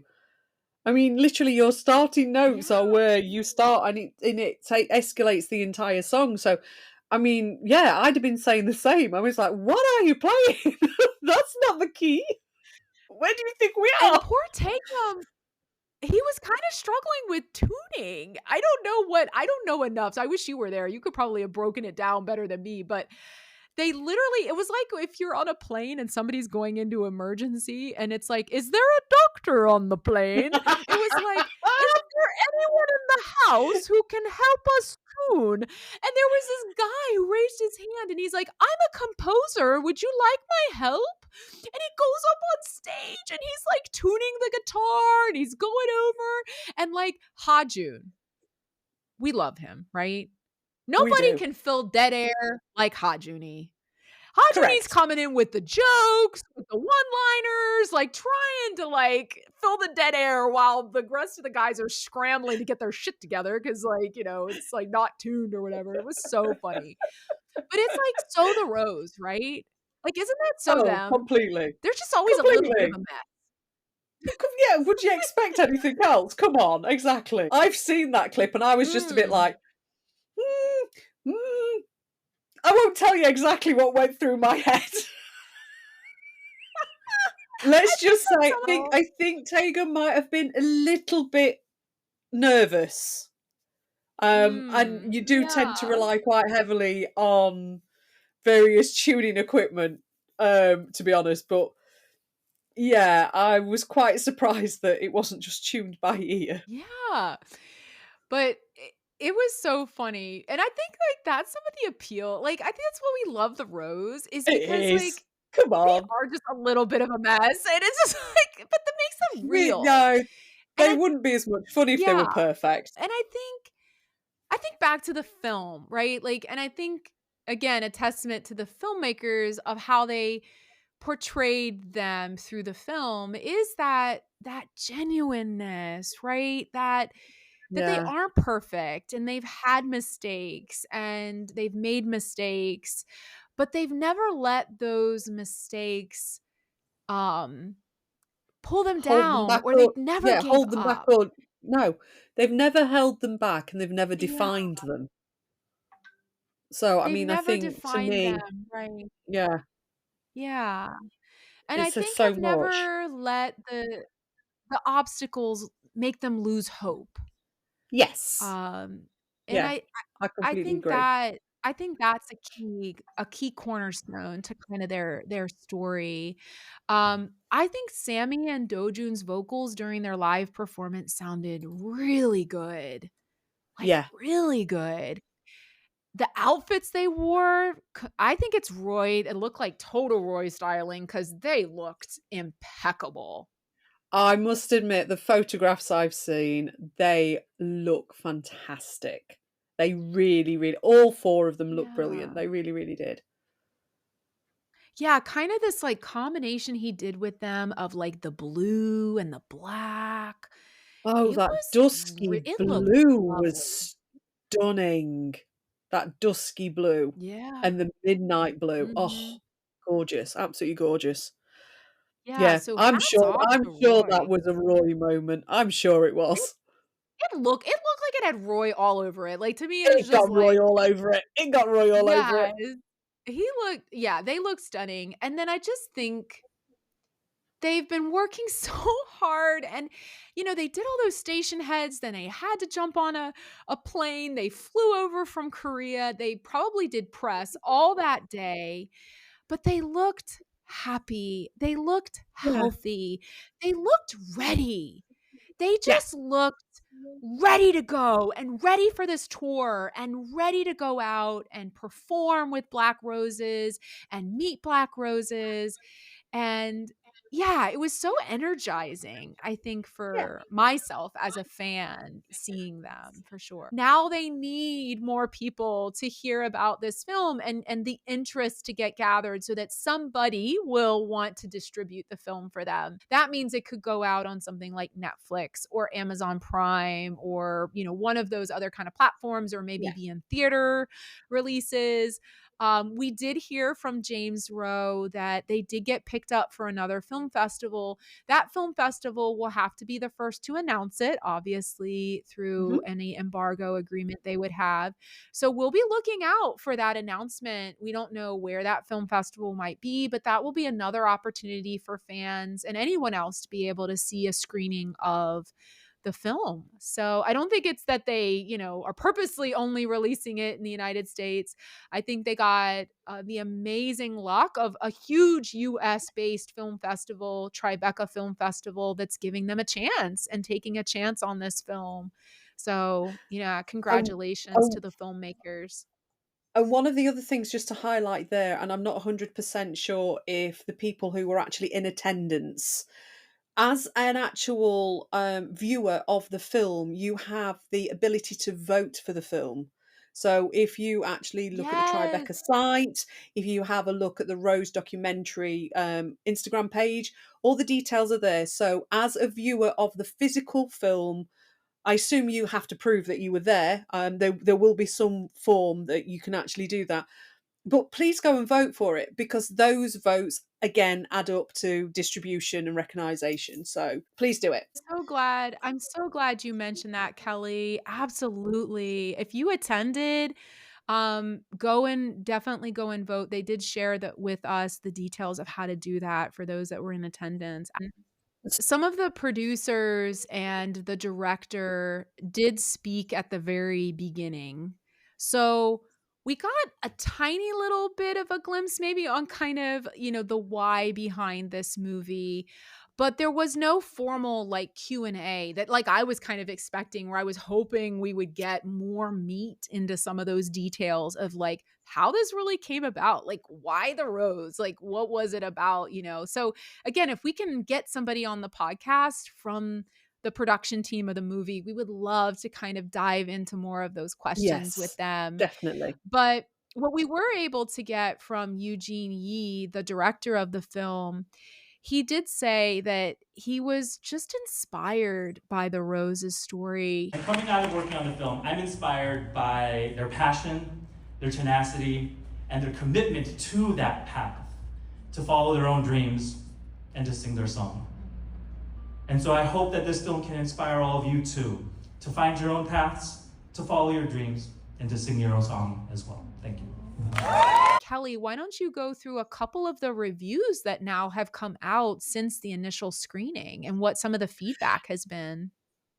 Yeah, so we've seen a couple of reviews. The first one is, and the link is actually on the program details if you want to have a check of that in a little bit. And it's from Shade Studios, and they've given it a really good 7.5 out of 10. I mean, you can't complain at that. I mean, Yeah. that is an exceptional mark for a No. music documentary. That's exceptional, to be Right. honest, because most music documentaries kind of sort of fall into that sort of, yeah, it's about a 5, it's interesting, but it's only really if you're sort of Yeah. interested in the individual that it's portraying. Whereas as I said to you beforehand, I think this portrays the guys more in the sense of a band and their struggles against the actual sort of industry itself. Right. And I think that says a lot. So for it to get 7.5 out of 10, I think that's excellent. And then there was another review from Loud and Clear, and honestly, I loved this. I thought this was a fantastic review. And it was done as pros and cons. So I think this is a really great way to do all reviews going forward in future. So it is an uplifting documentary that showcases the closeness of the band members and their dedication to supporting one another. A detailed backstory about how the group came to be, which is not only touching but is also extremely interesting. Get to learn about the intricacies of the K-pop industry, which is very insightful for Westerners who know little about it. The documentary emphasises the importance of staying true to yourself and not compromising your principles simply to achieve success. All the members seem humble, kind people, and they are a pleasure to watch. And then we get on to the cons. They didn't discover the band sooner. That was Like, the only seriously. con of the entire film. It's not really What a con a of the fucking film, is it, to be amazing honest? review. It's a great review. I love that. If, like, that's all you can say is, like, shit, I didn't discover this band sooner. Exactly. like, It's great, isn't I it? think I love that. that's the best way to end this deep dive, I think, because that Yeah. sums it up. This is why this film needs distribution, right? Because Yes. we know as fans how amazing they are in terms of musicians, but also as human beings and Yeah. people and their story. They're a good bunch. They're all And so, right. yeah, They're all all right. right. They're Yeah, all right. they're all Yeah. right. All right. All right, listeners, that's our deep dive. If you attended the premiere, send us an email. Let us know what you thought. We would love to just kind of hear your experience from the film festival, and we'll have more content coming out. I took lots of great video of the different performances. I've already put it out on Instagram, but we'll be continuing to kind of share that content out over the coming weeks. Let's wrap up with our Would You Rather, Kelly. All right, I've got a no. funny one this time. Maybe not evil. I tried not to be evil. Yeah, you enjoy being evil. This is a problem. I do You kind of enjoy enjoy being being evil. evil. You enjoy me literally sliding down my chair, wishing I hadn't been born. I know. I know. I think this one's going to be more funny. All right. Go So on here's then. the Would Go You on then. Rather. Okay. Be stuck in an escape room. Do you have those in the UK? The concept of an escape room? I didn't think about Yeah. that. Is that an American Well, thing? no, we have escape rooms. We also have things called Weatherspoons, and to be perfectly honest, if you try and find a toilet in Weatherspoons, it's like an escape room anyway. Yeah. Maybe I should give more context because we have listeners from all different countries, which is so amazing. But because the Rose has fans from so many different parts of the world, so an escape room, if you're not familiar, is kind of this game concept where you get locked into a room. And you have to solve riddles and puzzles in order to open different containers around the room or cabinets around the room. And kind of one clue leads you to another. You typically have 60 minutes. The ultimate thing you're trying to do is open the locked door. And so it's so about like teamwork, right? And so you're in this escape room, Kelly, with Hajun. Okay. Okay. He Yeah. decides he's taking charge. You're not in charge. You're not allowed Oh, to be in charge. great. He's taking charge. Yay. But all he does the whole time is keep making bad dad jokes Oh, for crying instead out of trying loud. to solve the Okay. riddles. Okay. Okay? Okay. So that's Okay. option Yeah. 1. Or Wow. you go to a haunted house with Dojun, who's brave until the first jump scare, which is probably the second you enter the haunted house, makes him scream. And all he does the entire rest of the time in the haunted house is scream at the top of his lungs and run around like a crazy person. And the worst thing is, that is exactly what would happen. Now, my question to you on this one is it? Oh my God! You know that he'd be running around like headless chicken, just going ah. So my question to you He so is: would. Right. So because obviously, I mean, we both do Halloween. And I mean, Halloween is my favorite time of year. No surprise. Yeah. But we do it very differently in the UK. So is this Oh. a haunted house, as in an American style haunted house, as in you have performers wearing masks making you jump? Or is this the haunted Yeah. house because we have history in the UK? Oh my God, I didn't think about that. I guess I you're know, we right. have proper haunted houses that you just don't go in because you're going to be scared I shitless. didn't think about that. Have I not told you the tale of my bass player, Luke? So Luke's kind. I don't know whether he's into the paranormal thing or if he's just strange. I think it might be the latter. He's just strange. So he's the paranormal. He's in the paranormal group. Now, just right. I need to try and say this with a straight face. He is in a paranormal group, and it's called the Sheffield Historical Investigation Team. Okay. Great What's weird name. about that? What's weird Acronym. about that? Shit. Oh. Oh! He's into shit.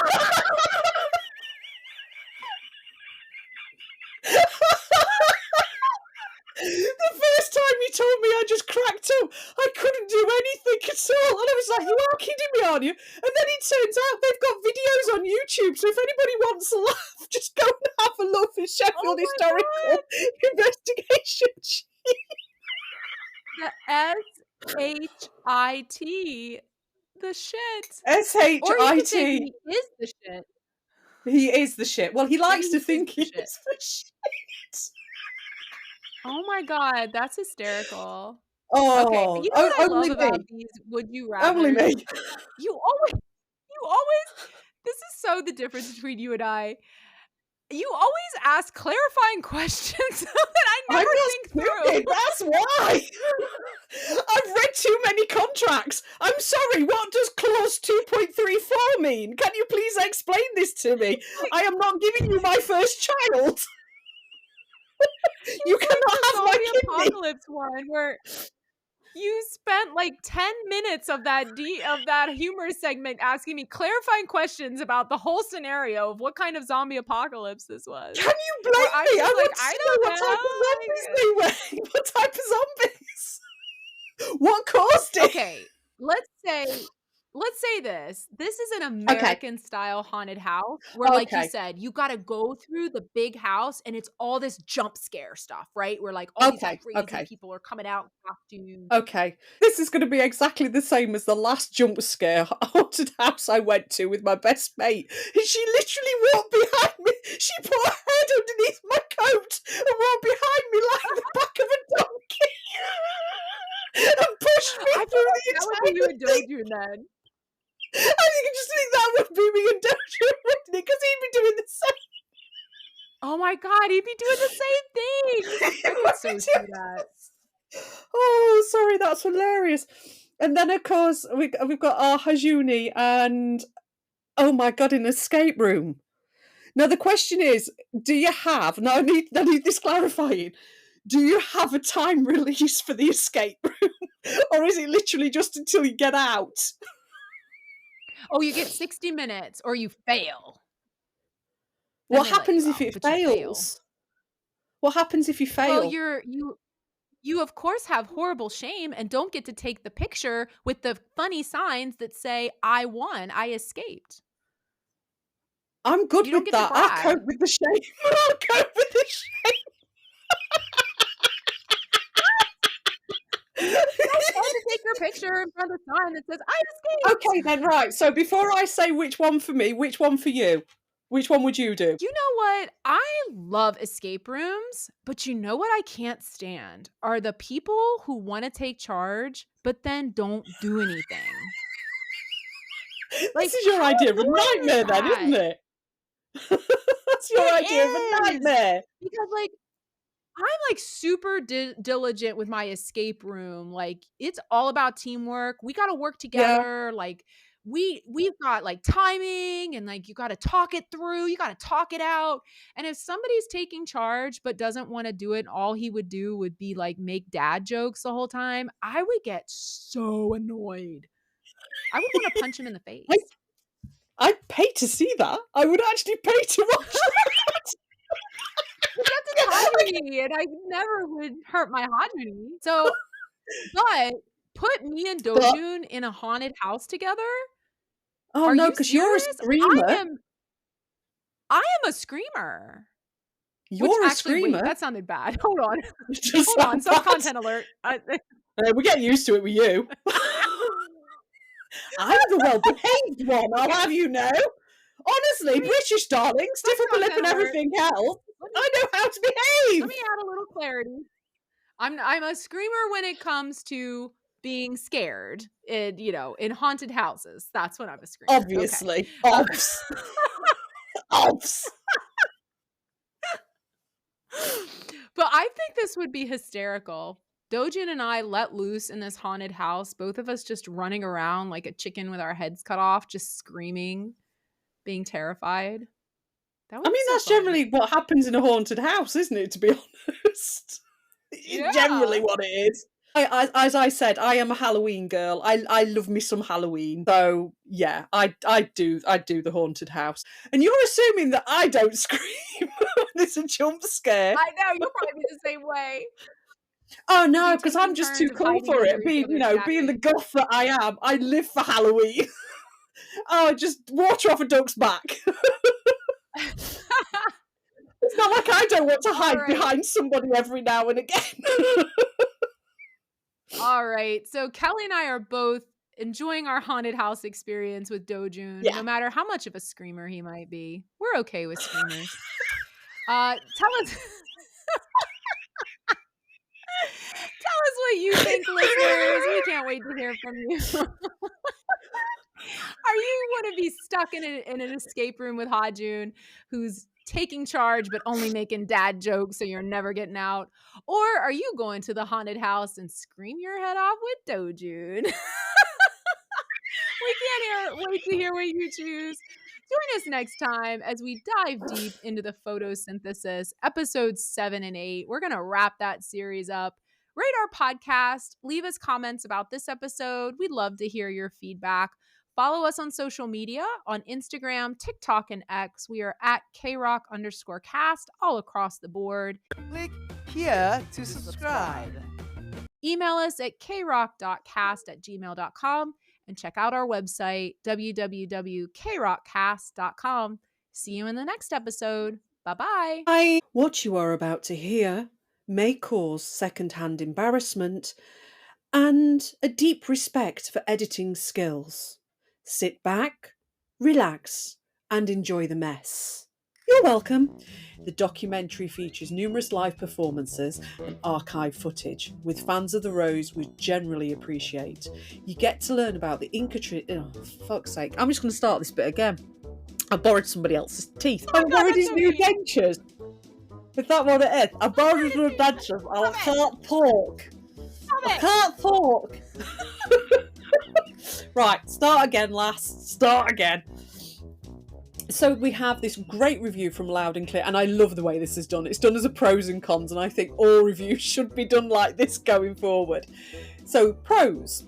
An uplifting documentary that showcases the closeness of the band members and their dedication to supporting one another. A detailed backstory about how the group came to be, which is not only touching but also extremely interesting. The documentary features numerous live performances and archive footage, which fans of the Rose will generally appreciate. You get to learn about the intricacies. You get to learn about the oh my god. I've got his teeth in, haven't I? This is what's happened. The intricacies. I know what it is. I just can't fucking say it. You know when we're tired, when we're at the end. Power through, Kelly. You can do it. Fuck me. I can't even say it. What's the word again? Intricacies. I can't even say it. Now we're gonna be laughing. Now we're gonna be laughing. Oh fuck me. Intricacy. I can't even say it. Intricacies. Intricacies. Intricacies. Intricacies. Intricacies. Right. You get you to learn go. about the no, you've just ruined it. I was going. Intricacies. Intricacies. Intricacies. Intricacies. Intricacies. Intricacies. Intricacies. Intricacies. Right, okay, I'm going to finish this fucking sentence now. Don't say a bloody word.